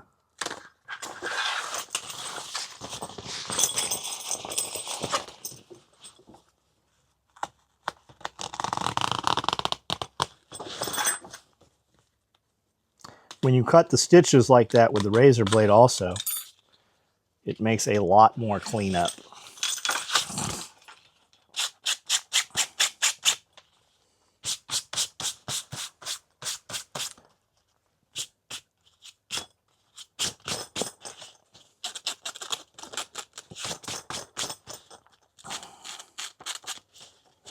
You actually don't have to worry about this too much. I'm going to sew over all that with Velcro.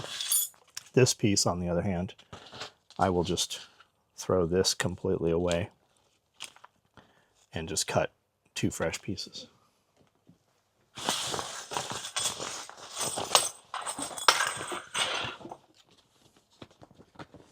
Man, the rate I'm going, this is going to have to be 2 videos.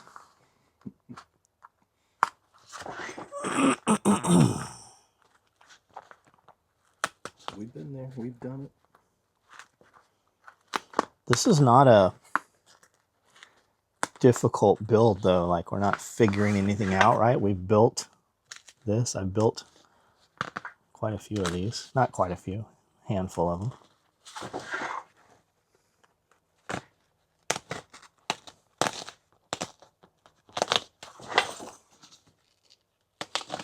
Here, I'm just exposing it, cutting, and then pulling, right? Rather than slicing the whole thing. You can do whatever you want to do. Yeah, seam ripper.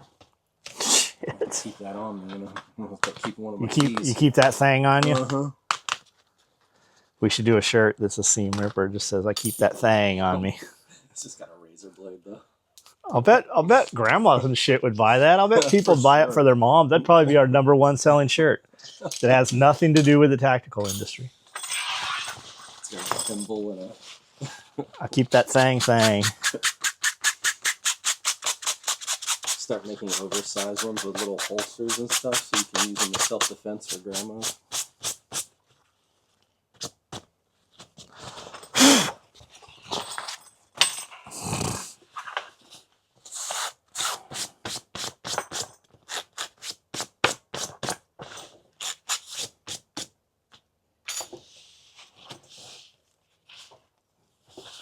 All right, so we can cut that hour out of there.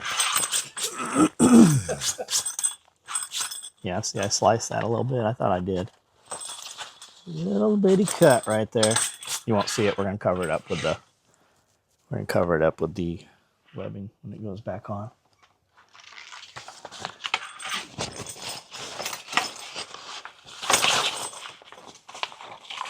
I should cut these pulls off in production. At this point, these will go up to the clip and clean table.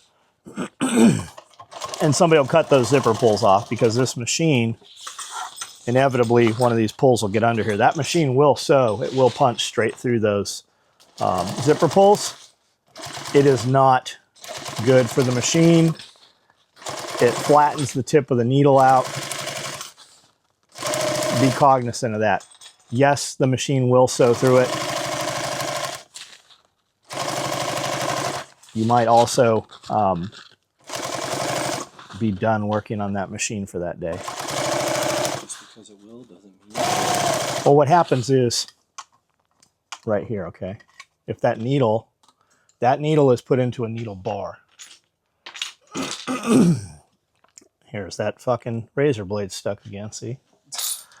That needle bar right here, you can't see it in this machine. Is it behind there or is it encased in here? That needle bar right here is about this long. And it's in there, tensioned in with this. That's an oil wick right there. Where's the screws for that needle bar? Right here, I guess. This is a little different than a 206. And this travels up in here. No, that's got to be... I don't know where the fucking tensioning for that needle bar is. Maybe it... I don't see it. Anyways, this is held in here with 2 screws. And if that needle... This right here is what I'm actually... That's the presser foot. Here's the needle bar right here. This little screw over here holds the needle in. And if that needle is all the way in there or under enough tension that it doesn't move, it shoves this needle bar up, thus putting the machine out of time. You can usually finesse it back down a little bit at a time until it goes where you want it to go if you don't know exactly how to set the timing on the sewing machine. And if you don't know how to, you might have your machine completely out of time and you might be done sewing if that happens. So don't sew through metal zipper pulls.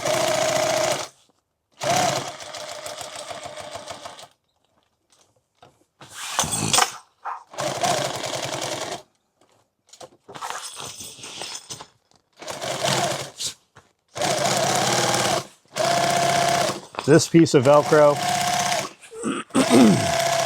and the previous piece of Velcro we sewed in, this is here for nothing other than to hold the foam liner kit in place. It bears no weight. It is literally here just to hold that foam in for the walls.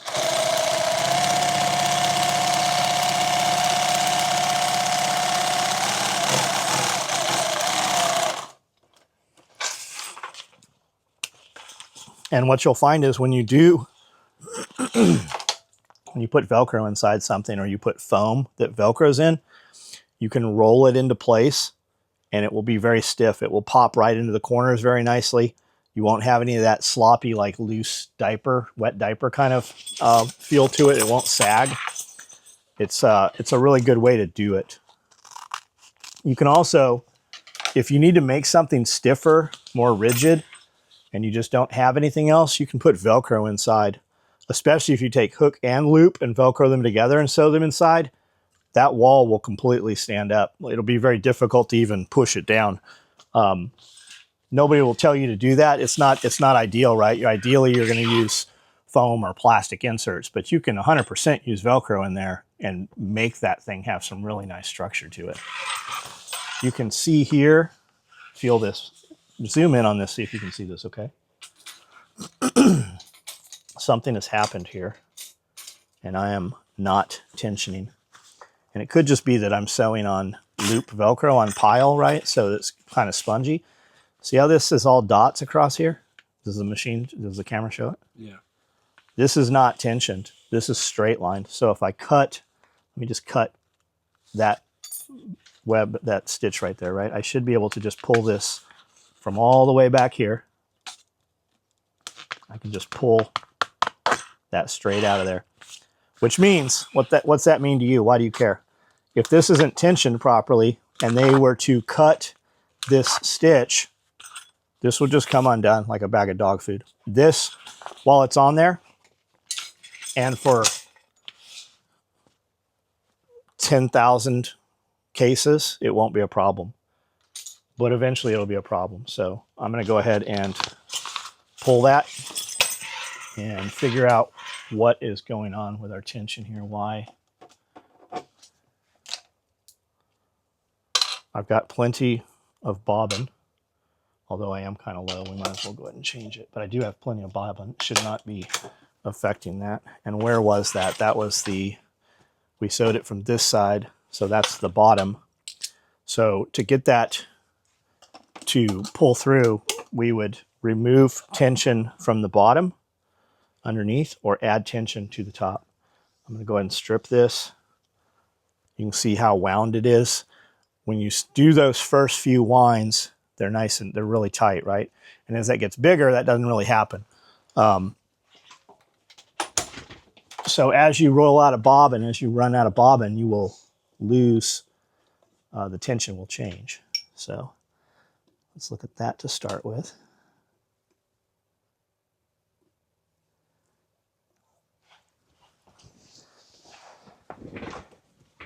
And do I have anything weird up here going on?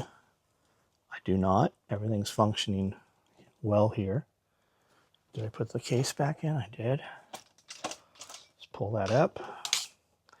And this is what I'm talking about. Check the work. Had I just flipped that over after a couple inches, we would have known that was happening. It's happened. The entire thing did it, whereas nothing else we did did that. So I don't know what has changed here. Let's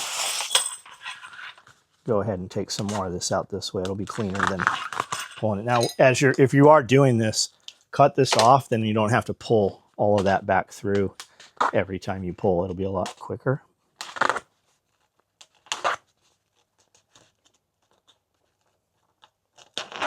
Shortening that tail up. Man, we've done a lot of deconstruction today. Yeah.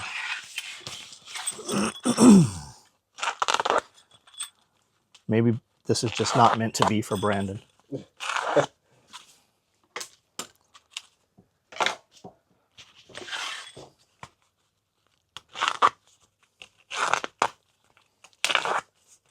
Our Lord and Savior Jesus Christ is like, Brandon does not get this bag. Or actually, maybe it's the other way around, right? Because Brandon is kind of changing some things. So maybe it's the dark side working against Brandon and not the light side. He does drive a Chevy, though. So. Yeah, and it's only half wrapped. I'm sure that God doesn't like that either.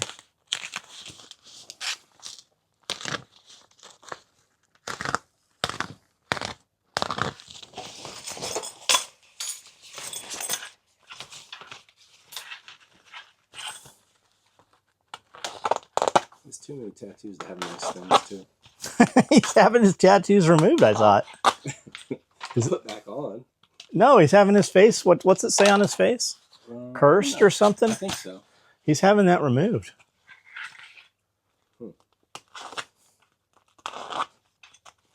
Hopefully they don't hit his eyebrows. What happens then? And it takes the hair off, too. Oh. I was, it's funny because Bunny's manager was talking to me about getting, like, laser removal for, she was saying something about the place that she's sponsored by or something does laser hair removal. And then I said, well, you can't get it anyway because you have tattoos all over your legs. And she was like, that's not the same laser. All it took me was one little Google search. I was like, yeah, you can't. Who's it for? For Bunny? Or for no, the manager? It's for the manager. She's talking about they're sponsored now by this. And the manager has tattoos all over her legs? Oh, yeah. I don't know who that is. I've not met her. Well, she wants to come see your emus. Bring her out. She's dying to see the emu. She'll have a good time. She has a donkey, I think. A donkey? Yeah, she has a donkey. Does she keep that at her own property or is that over at there? No, she has a pretty big property, her and her husband Jason. What's Jason do? Jason, I think he works for them as well. Bring them over here. What he does. Bring them over here and we're going to steal them. They're going to work for us and not for Jelly Roll anymore. Did you see Lyric said something's going on and he tagged David Ray in it, and David Ray actually, he replied, acknowledged. So I'm guessing David's working on a song or something for him, or, you know, or he's at David's studio or something. Is that around here? Dixon? Okay. It's nice. Fucking real nice studio.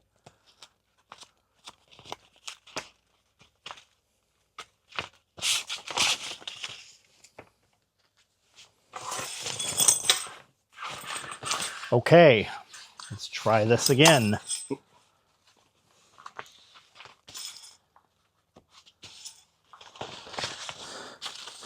This bag's getting more and more expensive. Does that ever happen? You sit down and get a tattoo, and they quote it. They're like, "Okay, this tattoo is going to be $2,500."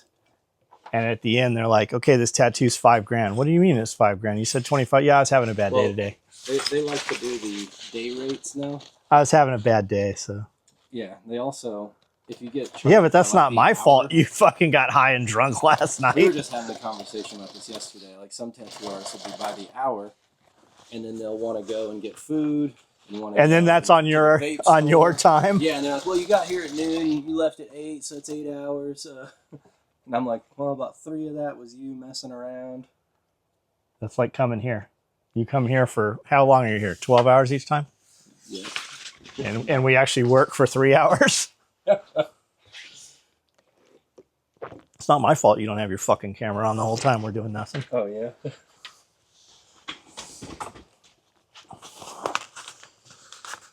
Be real, though. This is the best place you come. It is. I do not like going to tattoo shops anymore. Nobody ever liked going. When I go to a tattoo shop, I feel like I'm in a porn shop or something. Like I'm someplace I shouldn't be. Yeah. Even being as tattooed as I am, I still feel like, why am I here?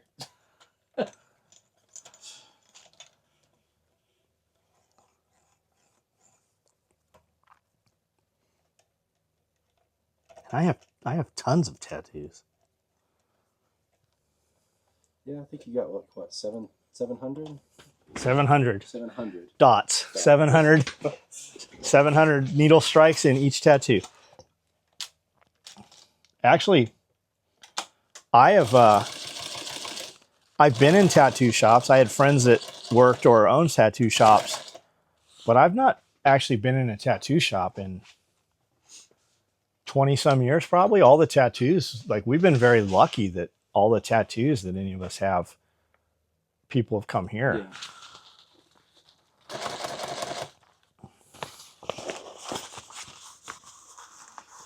I don't know what was up, but it's pretty good now. Maybe it was just because we were low on the bobbin.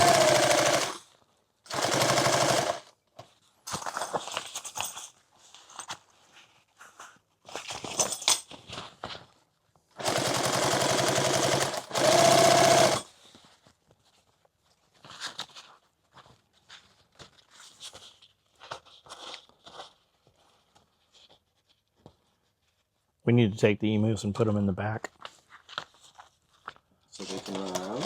Yeah. Will they drown in the pond?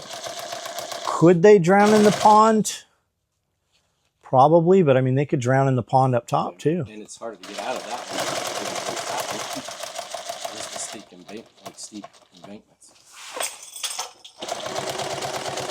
Have the sheep seen them? I don't know if the sheep have. Yeah, we had them back there for a while. They were back there in a pen for a little bit when they were little. They haven't ran around yet. No, they won't mess with them. The sheep won't care.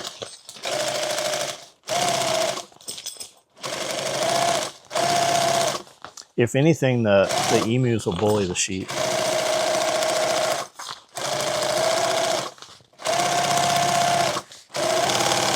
Those sheep should all be pregnant. Every one of those. I've only got one ram back there now. So everything back there is a female. They usually wait till the absolute worst possible time to drop lambs. You'll just walk back there and you're like, what's all this blood all over the snow? Or what's that thing? There'll be 2 dead babies sitting there and you get up to them and they're in the snow and they're not dead. They're just babies. Like, sitting there, yeah. Yeah. And you touch them and they're super hot. Like they're super, super warm. But they do, man. Unless if there's an ice storm or a snowstorm or something terrible, like that's when they're going to have those lambs. All right.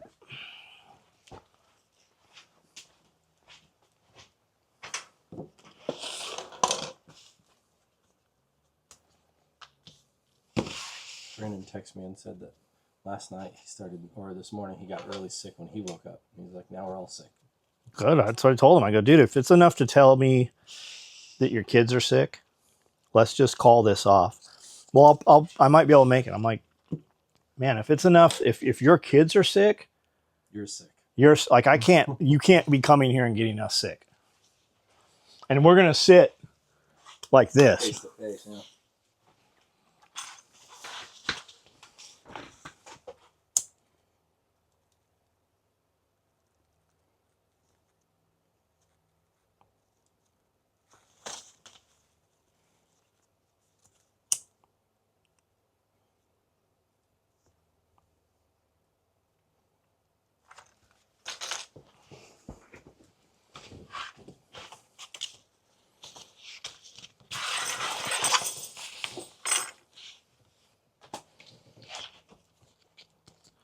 Sorry you're sick, bro. Glad I'm not. Hope you don't die.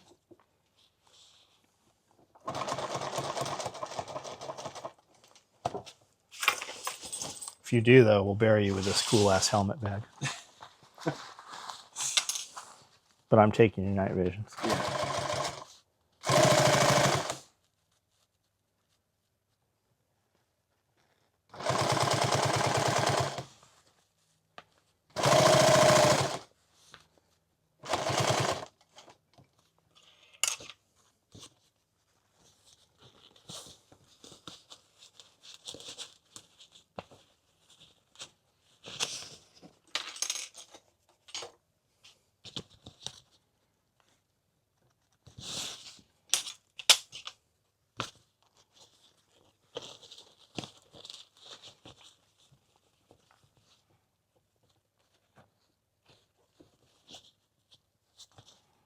Because your mind will just go, okay, I'm going to laser eye this one, just like that. And you're like, well, I better just check it.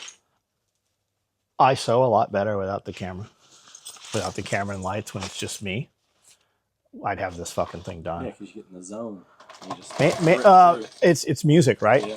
Like a lot of people are like, they'll be moving slow. I'm like, you need different music. They go, what do you mean? I go, you just need different music. Like, what motivates you? Are you going to go and listen to soft, sad music when you go to the gym? Or are you going to listen to something hard or, rap or fucking rock or heavy beat, right? And that's how this is. I would be listening to rap right now if I was building this. I just split that thread again. That's when it did it last time too, going backwards with this. And sometimes I'll go up to Hannah and I'll take her headphone out at the gym and I'll listen to what she's listening to. I'm like, how are you working out to this? And she's just over there getting it. I'm like, this is the craziest thing. I wouldn't be able to at all. Yeah.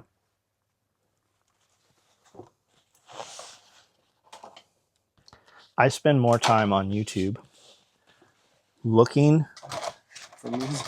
at the thumbnail and introduction to the video, right? Not even on the video, just on scrolling YouTube to find the thing I watched, then I actually spend watching it. I'm like, do I really want to invest my time 15 minutes to watch this? And I'll be in there 20 minutes. I'm like, fuck, just pick a video. And that's when I'll just be like, I need to get some shit done. I'm wasting too much time. And I'll just put on whatever audiobook I'm listening to, or I'll just put on music.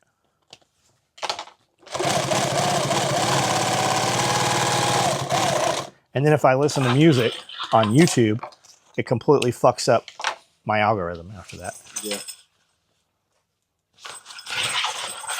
Like suppresses all the actual other content that you store on there. Yep.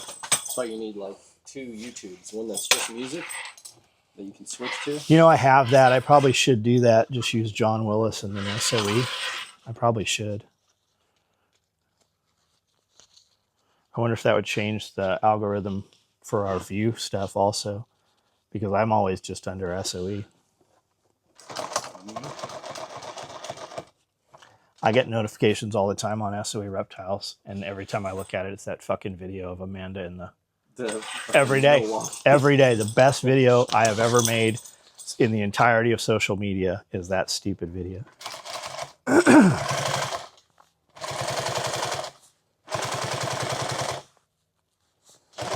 So much so I thought we should just make a video of me and Amanda walking around fucking Home Depot and Lowe's. It's right when you try to make one though. Yeah. It'll get like one view. I saw somebody the other day say like TikTok is only rewarding people who do 25 videos per day. I was like, who the fuck can do that?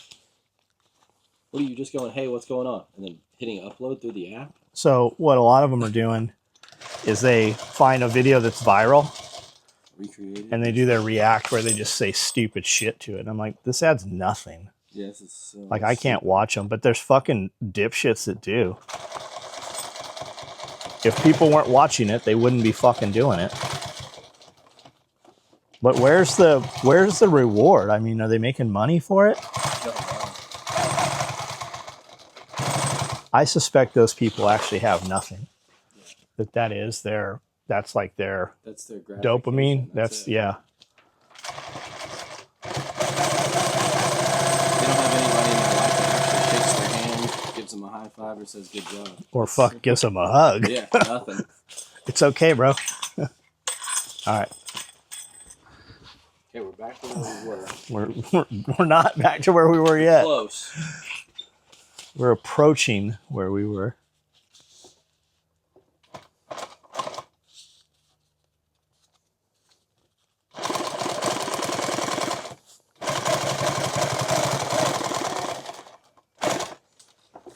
We did almost have a forest fire today. The fire department was out here putting out a fire.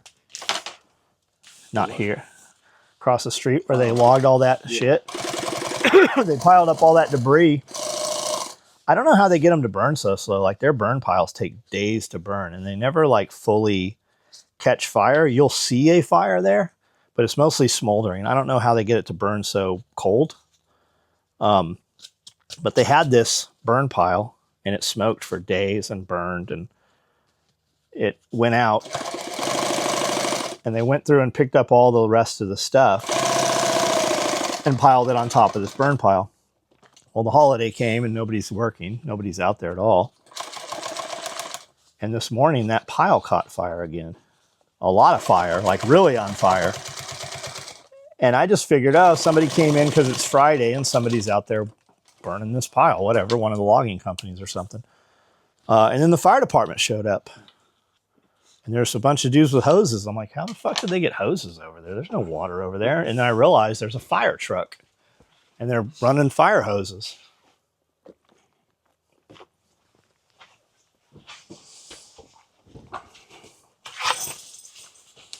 They're going to love us or they're going to hate us because we picked up almost all their shit. Fucking brought it to the other. It's going to be a lot of work to pick those little pieces up, I think.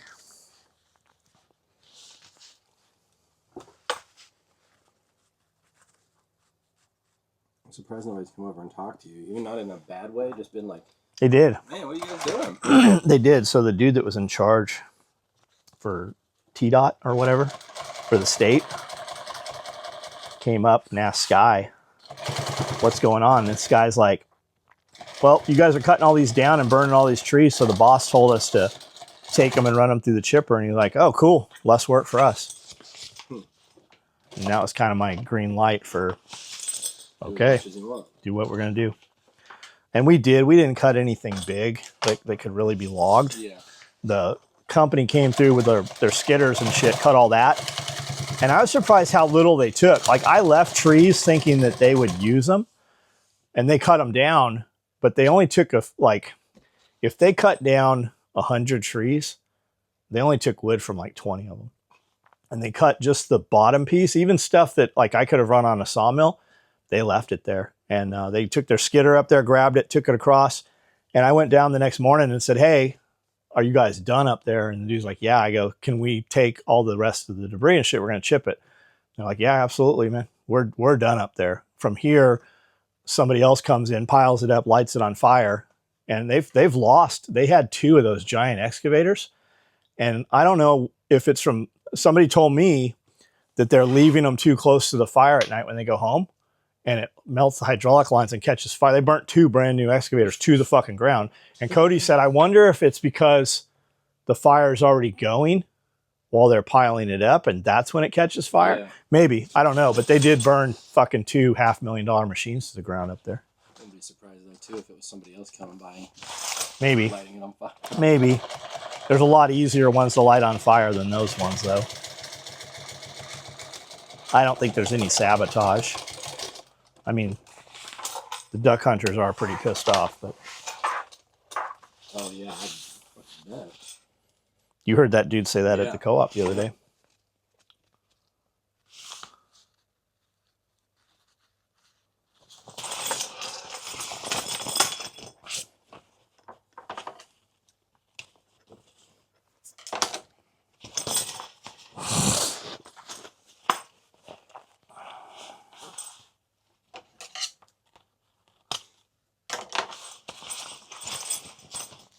Okay, now we are beyond where we were.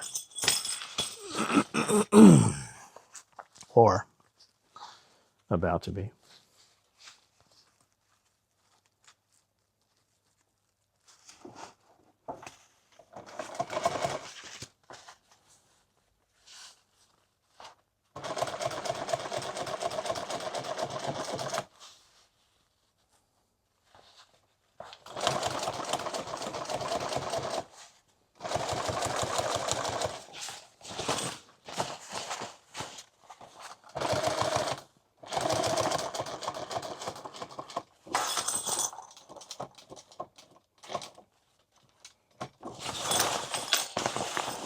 I'm trying to flatten this so you can see it. Can you see it? Yeah.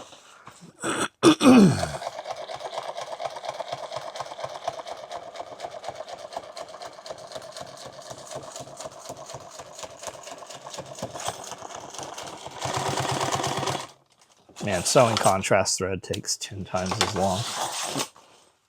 Especially when you're trying to be real nice with it. I saw a video of the alligator tail. Alligator tail? Yeah, this guy, he's like, I don't know why. I don't know if he's just killing it for, like, sport or what, but he has, like, an alligator that he's killed. He's chopped the tail off of it. And it's like a guy from, like, Louisiana or something like. Well, that's usually what they eat. That's the Well, the meat part. He had the tail. The tail's bigger than this table. Uh-huh. And he takes it and rolls it over, and he's like, I just killed this about 30 minutes ago.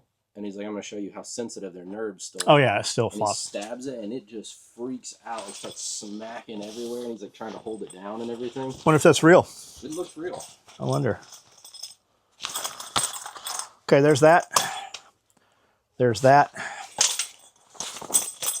Let's go ahead and sew as much of this as we can without putting the foam in it.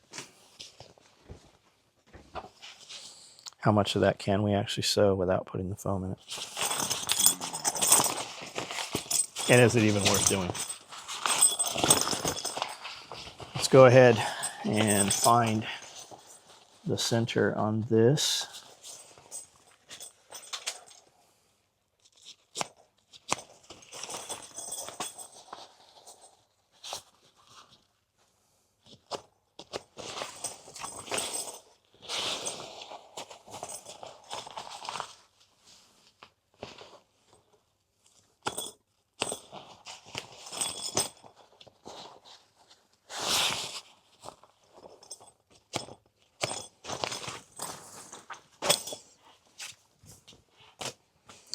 We already know where centers there are.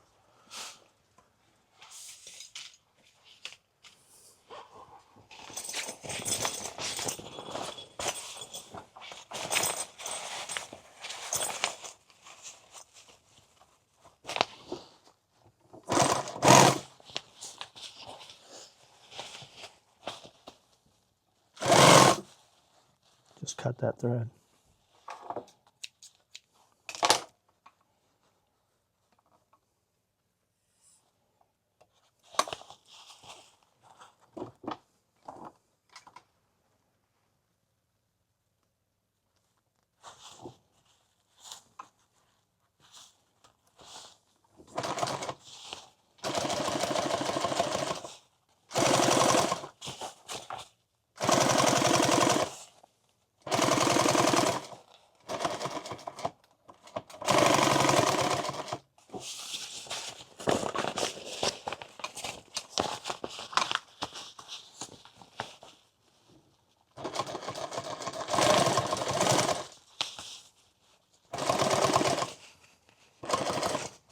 Shit, I was sewing the fucking open end.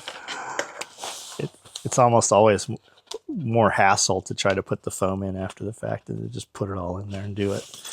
You just fight that foam once it's in there because it's more rigid.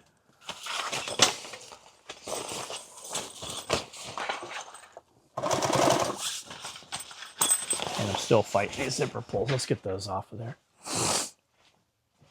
Do I have anything out here to cut those? I don't, do I?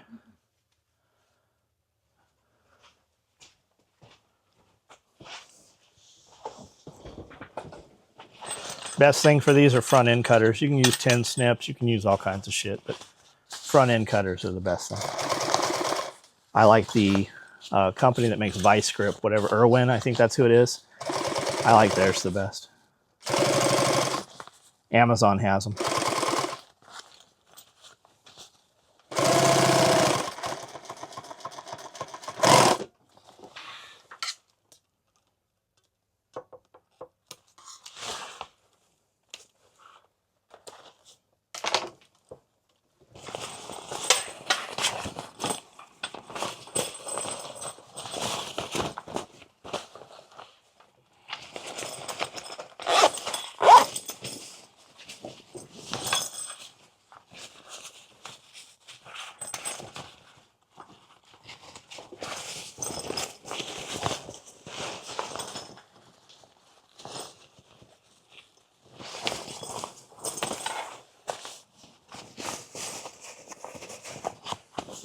Where does that fall versus where this falls?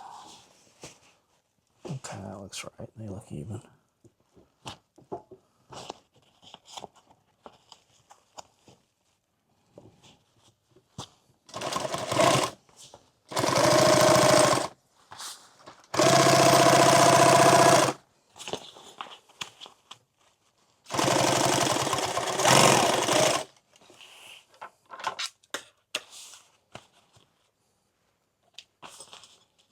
Don't do what I'm doing. If you're not sure what I mean, then it doesn't matter. If you realize what I'm doing here, then you understand what I'm saying. Shit, there we are sewing that again. I just put the fucking foam in here and be done with this bullshit. I'm trying to make it so that it's easier for them to build these things and show them because they're going to fight the foam, but this is really taking way too long to do this bullshit this way.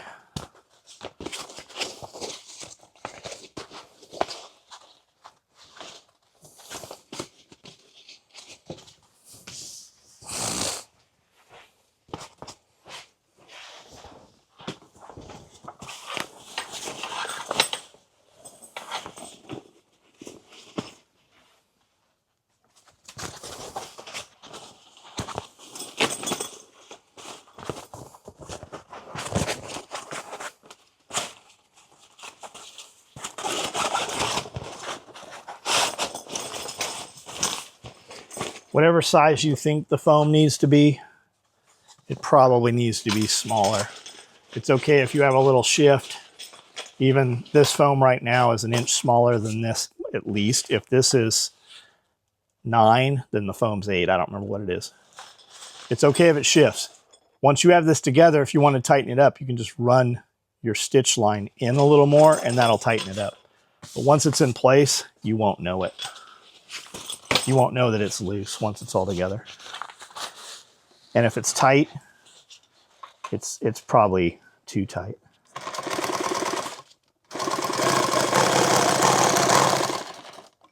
You need to have that extra where you can run that foot down there and get that in place. So there's that.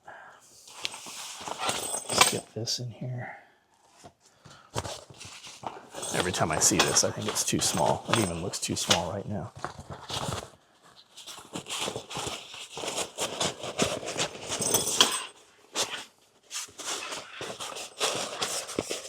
See, I'm saying it's too small and it's actually even too big still. All right. Let's just close this up so that it's in place and we don't have to fight evening it up. This is what I'm talking about, where this wants to shift and do this shit. You want that foam way back there. You want this even here.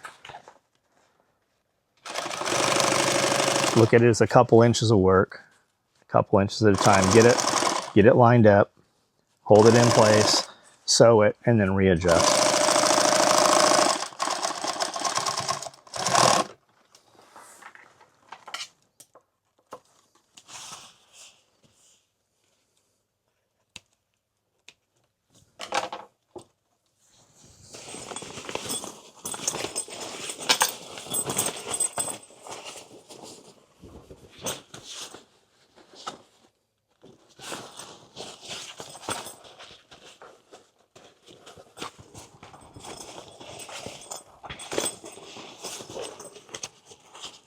It's not going to fall into place. This is evened it. Let's push that as far back as we can get it.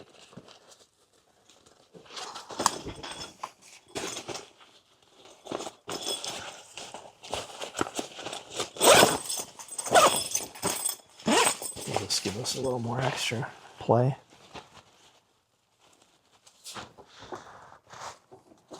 See, even though I've got an extra inch, I'm still fighting this right here. I guess you also have to account for like that foot.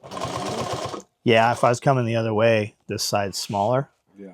But I can't because it won't get under the machine.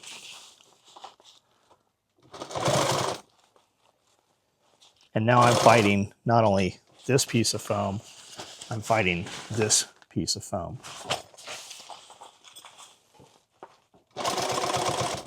And the way to do it probably be to put the bottom foam in, sew all three sides on the sides, and then put the foam in, so the last piece. And that's why I was saying do them on opposite ends also, where the openings are. You just got to build it once or twice to figure out what the tricks are to make it easier to put together. And it's been, I don't know, a year or so at least. I don't think we did this helmet case this year. Maybe we did.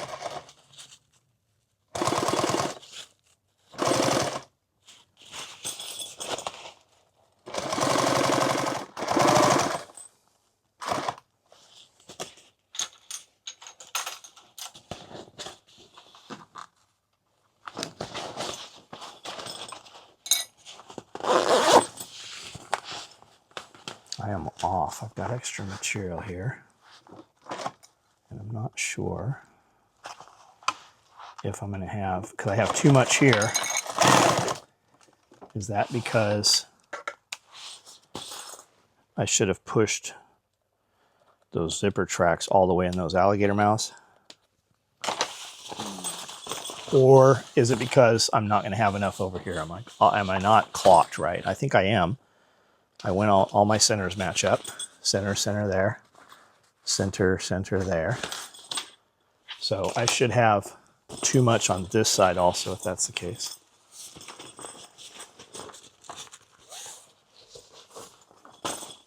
But I don't think I do.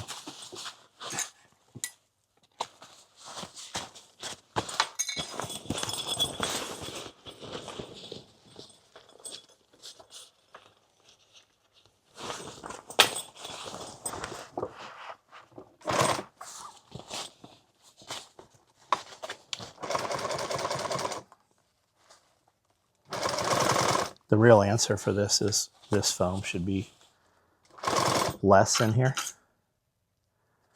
Because as hard as it is to sew this together, I can jam this foam all the way up here. When I do the other side, it's going to be even harder.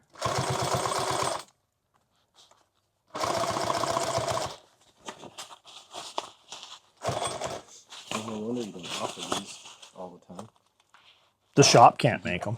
Like a couple of our people can, but most of our production can't build this. That's why we don't build rifle cases. That's why I'm the only one that doesn't.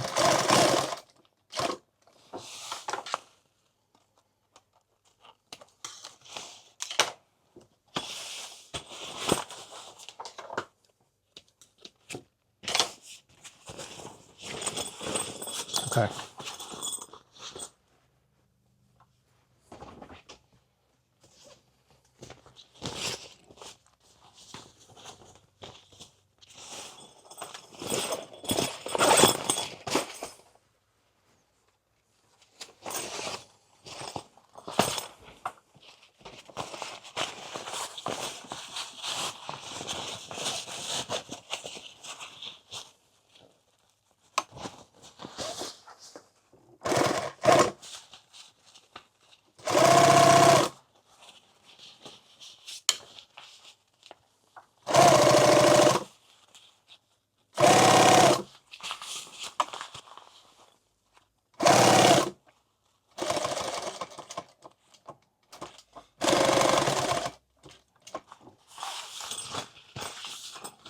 That's the open side, okay.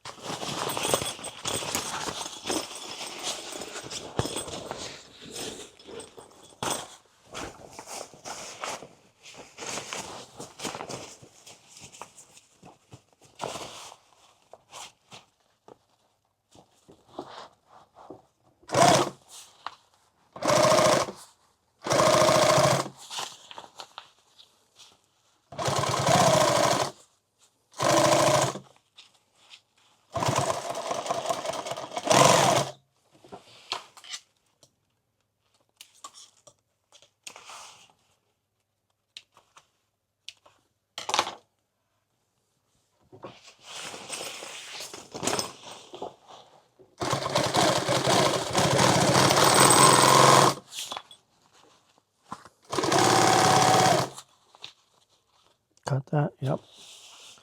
Cut it way back there.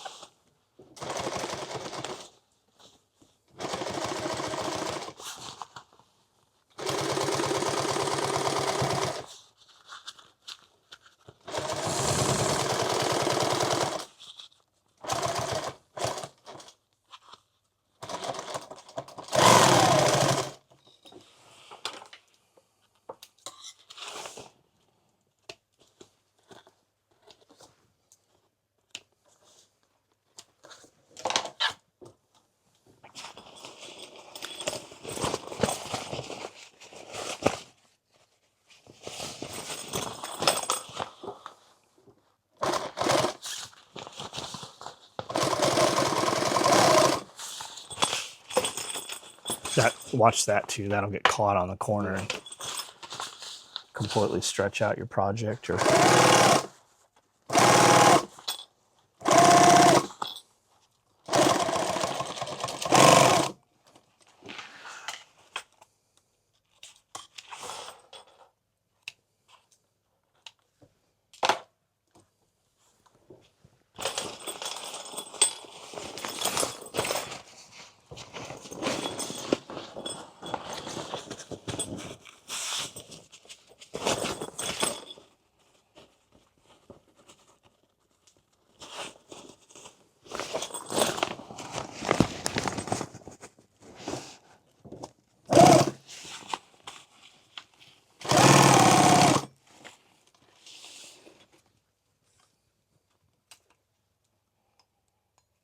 So weird how it will go so long not doing something, and then it's like yeah, every time it'll do it. like just heat, temperature, burning it. I don't know. Could be needs a new needle.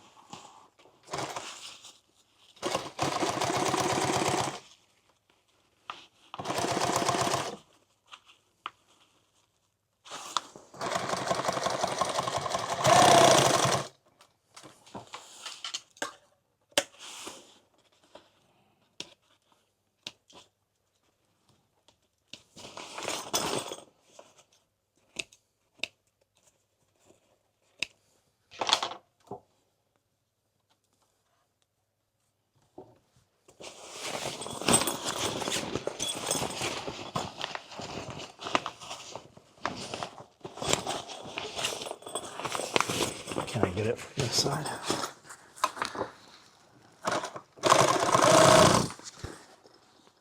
Not really. Yeah, we'll make it work.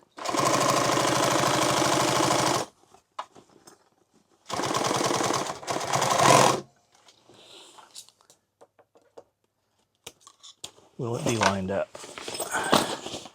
Yeah, it actually is.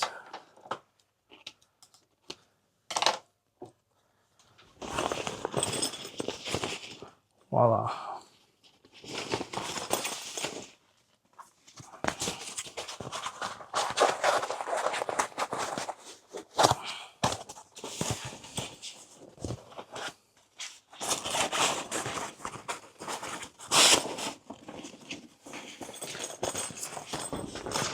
Now, is where you're really going to fight it. Because you have these that are open, and then you have this third piece. And it seems like you should completely just be able to hold that, all three, and get them to fall into place. And maybe you can.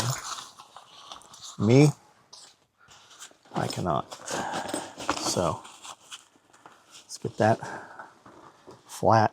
I'm never able to start right from the start there. I usually start an inch or two down. Let's see if we can get this to just all line up and make these two become one. Close to there at least. There we go, pretty good. Okay, those are now closed-ish.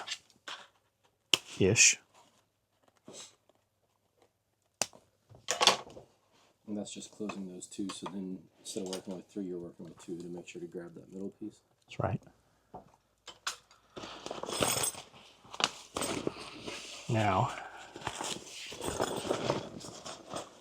I'm going to kind of push this where I think I want it to be. Pull that. Try to get this all lined up as one. Feels pretty good. Now I'm going to, rather than fight it from the top and get a bunch of creep, I got it where I think it needs to be in the center. And then I'm just going to run it out to the bottom.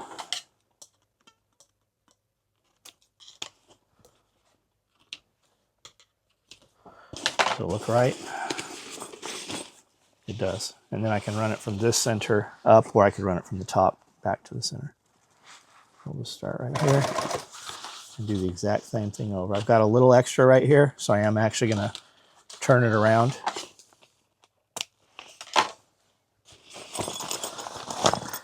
I've got a little extra. I want this top corner sharp. I don't want it to have the extra there in the top corner and be mushy. That's what your eyes are going to see right there.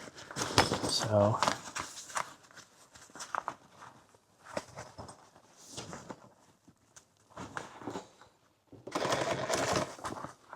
I've got this extra here.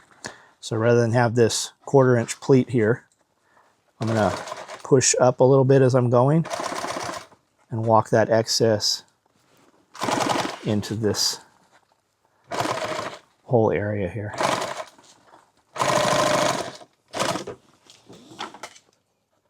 Let's see what it looks like.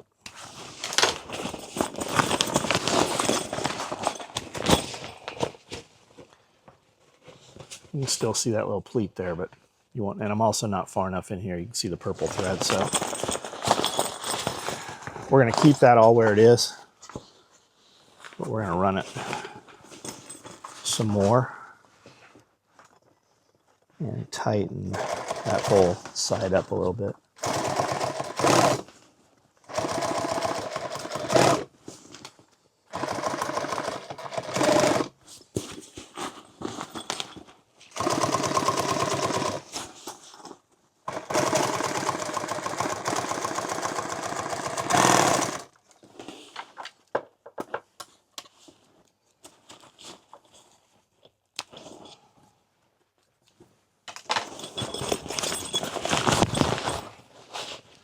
Okay, you do not see that purple anymore.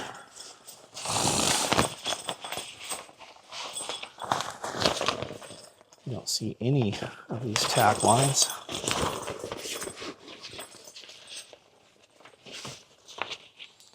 All the corners look sharp. I am seeing purple here. That's where I cut it out. I'm going to bring this line in just a little bit here.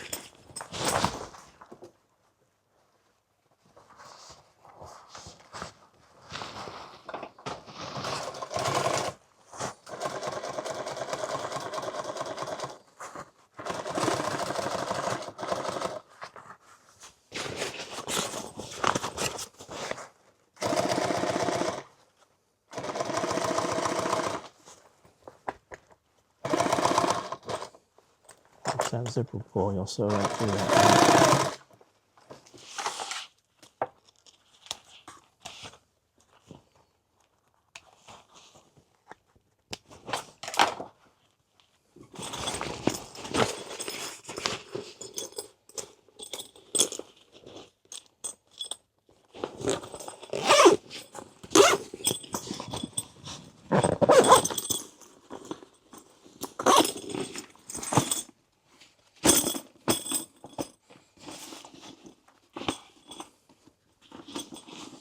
Now that bag has no shape because there's no foam in the sides. There's foam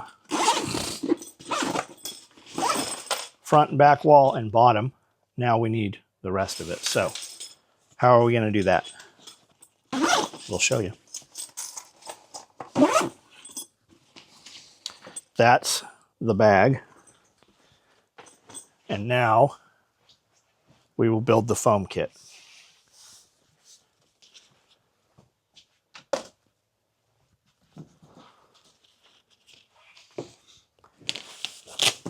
I played with how we were going to do this several different iterations. And for cutting and building, it might be simpler to do 2 pieces instead of 1. But right now, I'm building this as 1. So what I'm going to do is I'm going to take this and hem this all the way around. And then we're going to half it. We're going to find half. And we're going to work with it folded in half. And basically the way this works, this Velcros to the Velcro inside the bag, just like this. And you're best off placing this work from one corner and kind of roll it into place. And putting this in and out, it'll take you 4 or 5 times till you get the hang of it, but you'll be able to get it in there so that it's very sharp and square. Your first time, you'll have some creases and stuff when you put it in there. But that goes against the back. That Velcro there gives you the option to put dividers in here. Think camera bag, drone kit, you know, sensitive equipment. But it also allows you to take this helmet bag.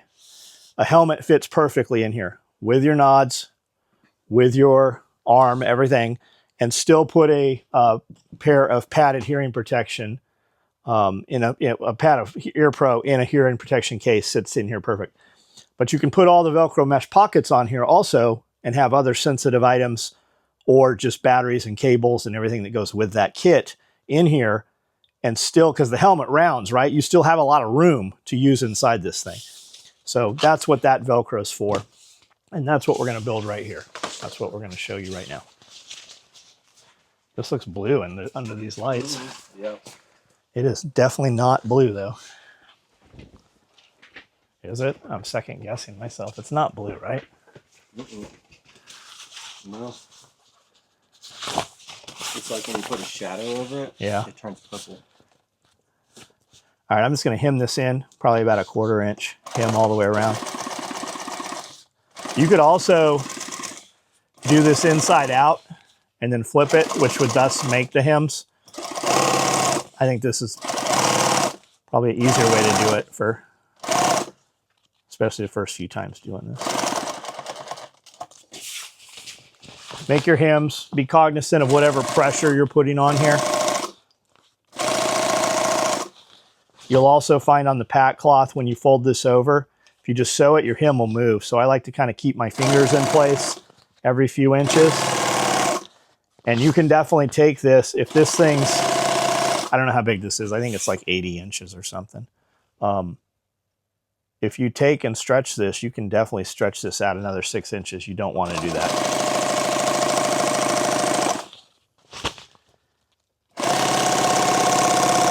You can get your 500 to stretch a couple inches too. So be aware of the tension you're putting on these.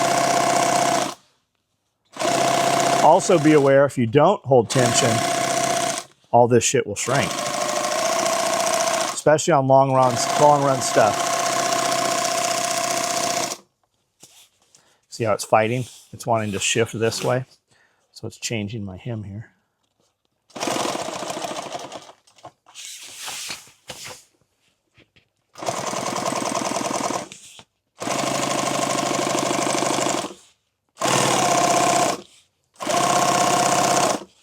You'll see guys learning to sew and they'll sew some stuff up and it'll come out.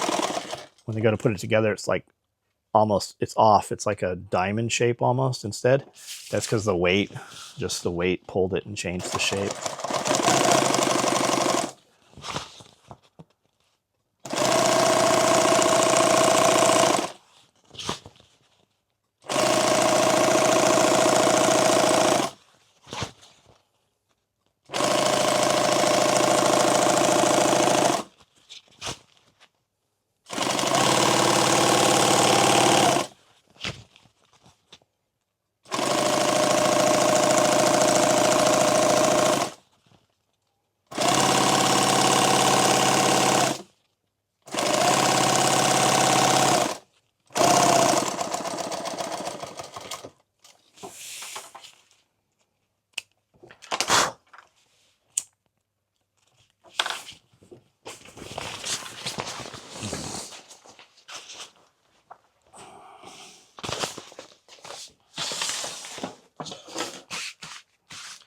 All right, let's see if this math's out right.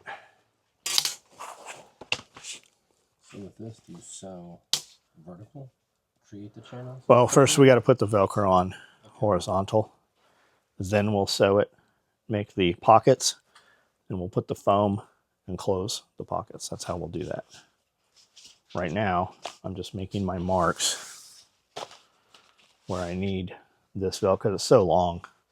And then I'm going to apply a lot of extra pressure on this top where it has shrunk up. It's shrunk almost 2 inches. Yeah. I should have put a lot more tension. I just haven't, I've only made a couple of these, and it's been a long time since I've made one of these. There's more time in building this than building the whole rest of the bag, at least until I get it all figured out, how I've, done it a bunch of times. And while this, see, this is 7.5 right here.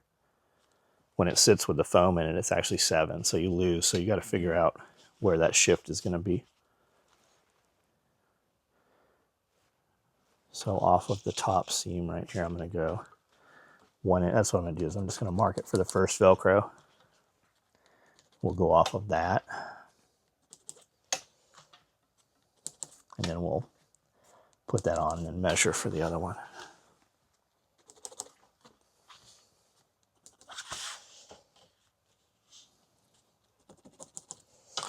So the next one will be 3 inches off of that. Ish.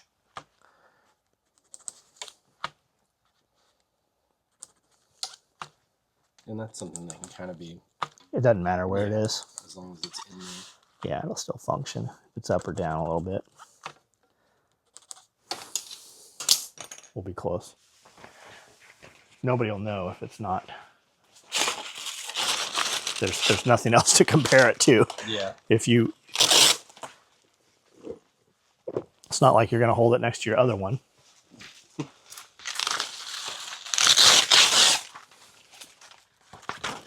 I hate putting hook on first.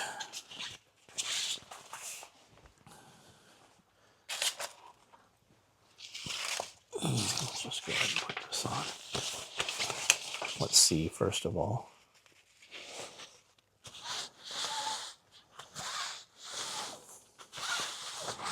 I've got plenty of extra, so we will in fact start right at the edge.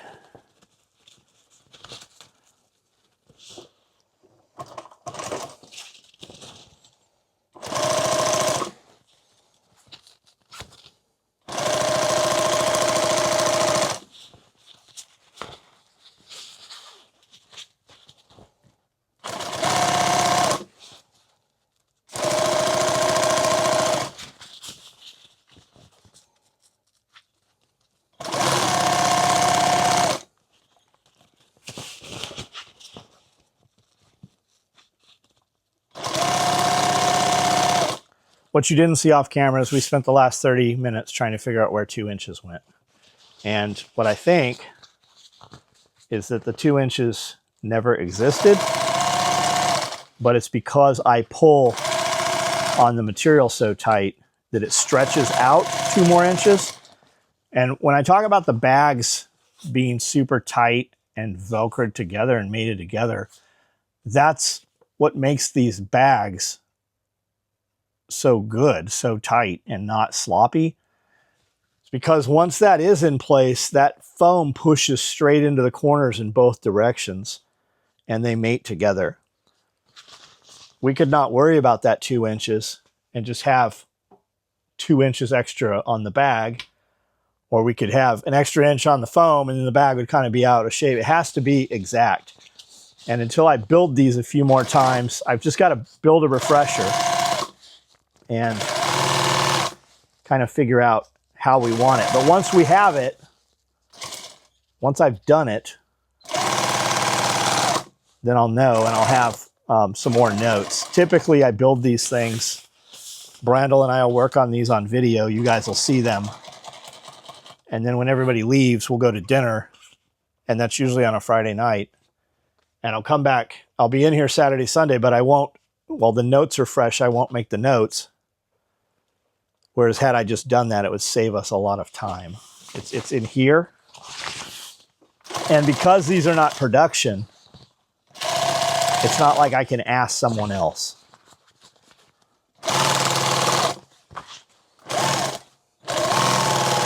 But I am adding quite a bit of tension here.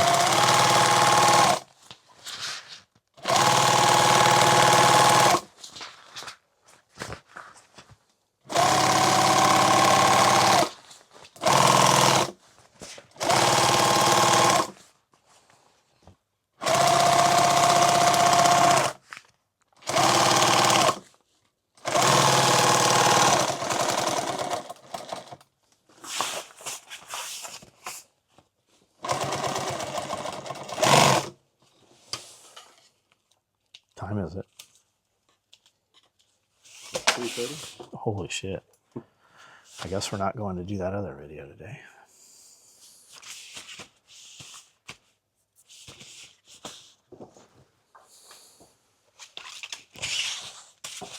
We actually started this one way earlier than normal too. Yeah, we usually don't start one of these till at least 1. Am I out of thread? I am out of thread.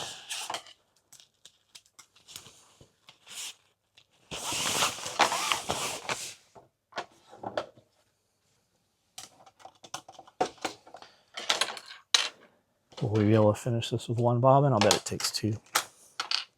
Or at least more than 1. 1.5.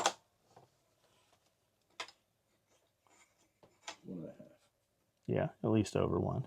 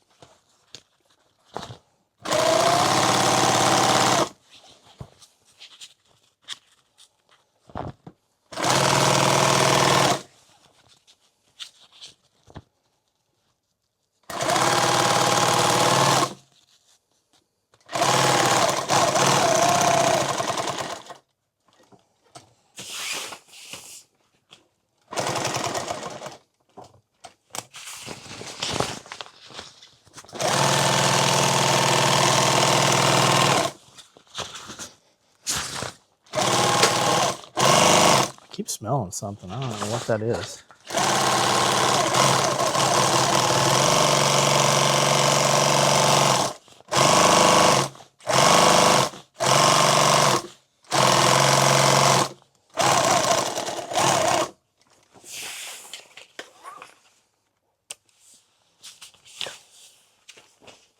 If you're watching this video because you came in here and you found us all dead, just be advised, I was smelling something. I don't know I'm what. smelling it. Am I imagining it? It smells like a, burning plastic a little bit. I smell like a solvent or something.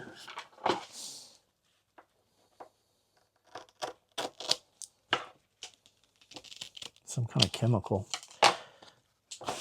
Could be some bullshit they're doing next door.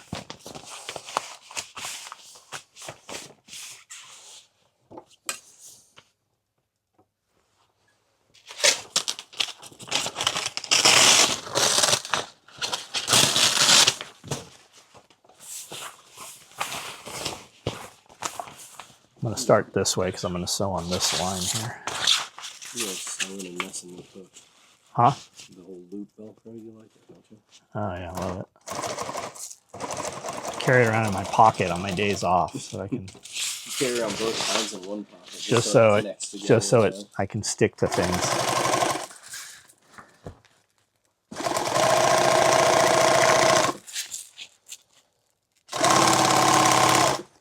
I like to build all my pants pockets out of Velcro, so I can just put things in that can never come out.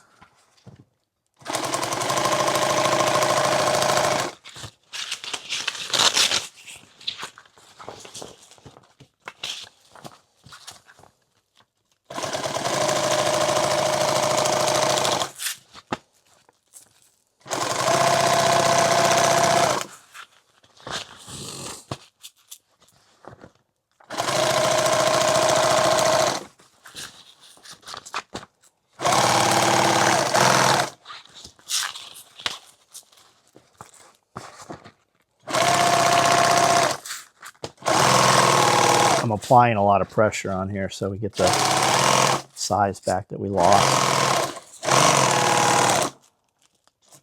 And then be cognizant too, when you come up to this end, you don't want this to flip back over, so make sure it's flat before you get there. If it does, you won't see it on this, but on other things you might.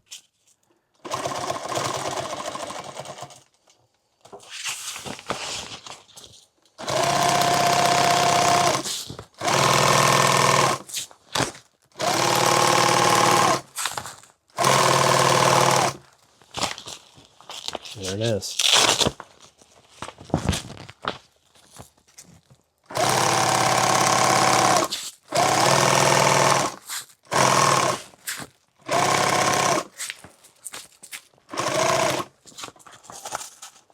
I'm losing it. I'm getting all this pillow in here for some reason. Why?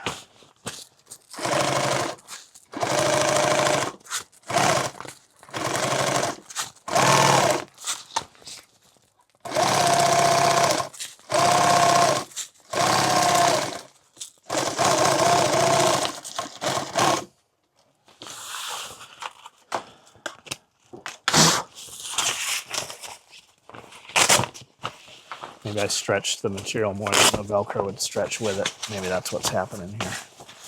See how it's... Yeah.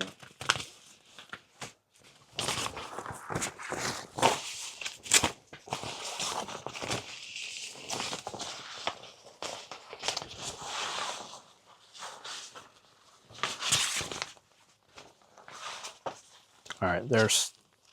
At least I made the marks all the way so I can tell which ones are which.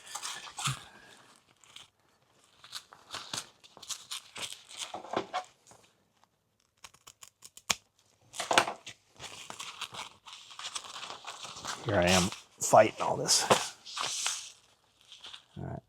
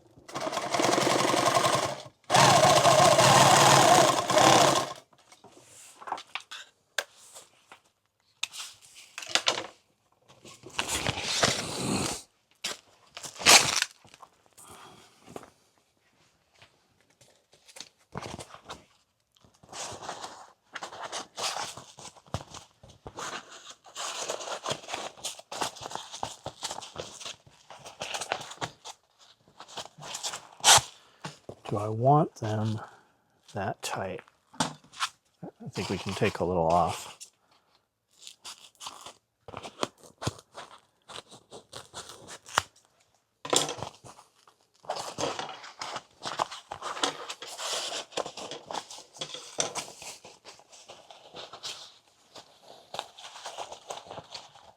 That's pretty good.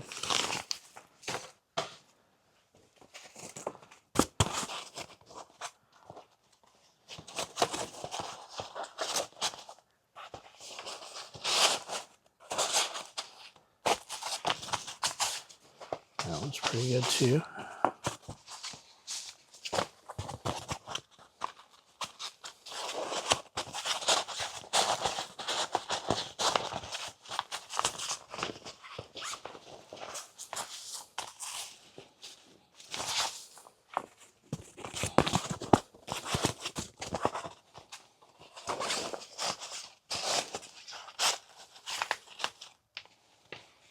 Remember we had that extra inch? Mhm. Yeah, we still have it right here. What that's for is to put a piece of Velcro here and a piece of Velcro here that will overlap. So let's go ahead and we'll leave that dead there. We've got enough here to make that work if we need it. We'll see. I noticed that I don't have it on the other one, though it's on the cut list. So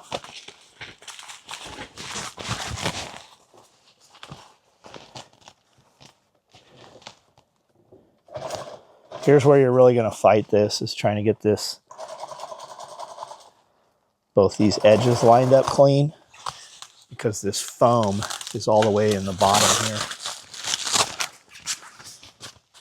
You don't have a lot to work with for that foot to push down cleanly.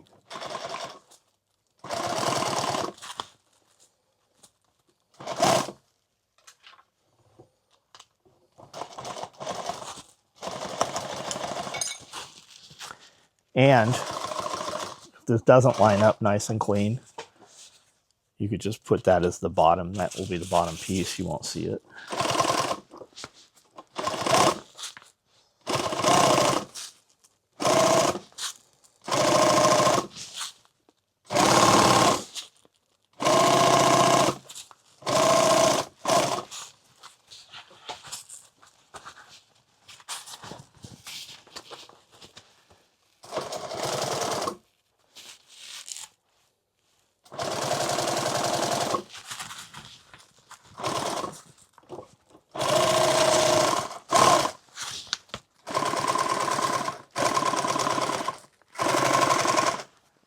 It's really pulling.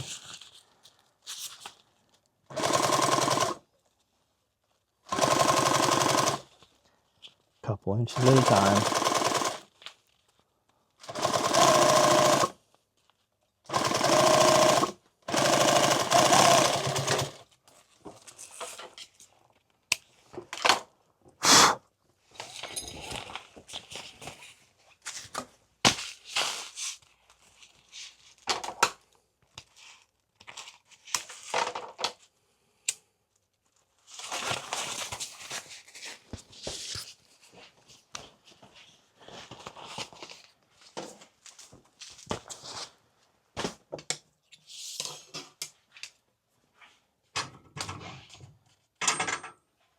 Gonna be looking for this, huh? We'll just stick it to the magnet on the screwdriver. That's where it'll end up in a minute somehow.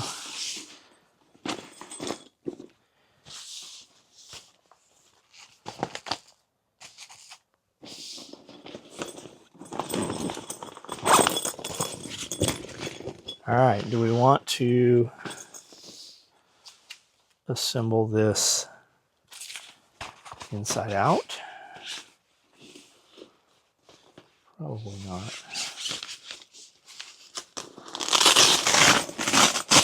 Fucking sticks to everything. I don't know that I can do it that way. Guess you'd have to start with it like this. Yeah. Let's just do it how I know how to do it. Let's see. Let's go with what I've already done. We'll figure out a better way somewhere else. All right, this is the down side.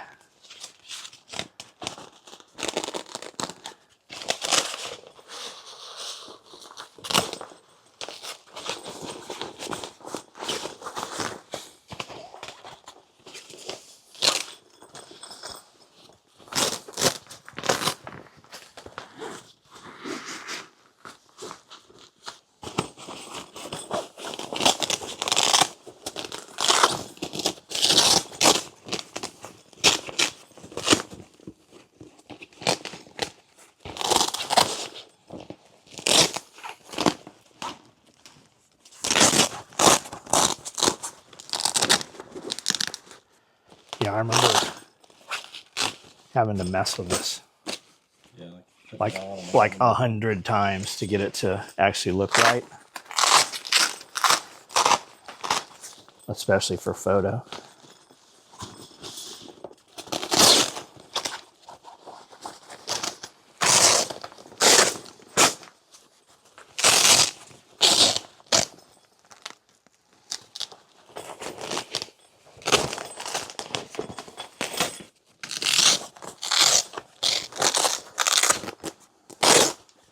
a little business card disclaimer and anything you ever send out with this. Be like, if you take this apart, It's never going to look right again. yeah, it's on you. And I'm not going to fix it for you. You're going to have to buy a whole brand new one. Just ship it separate and they have to put it in. I mean, guys already completely melt down over putting the visor covers in.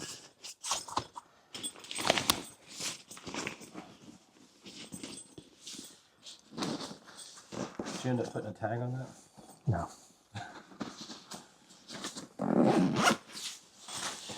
Guys cry about that too.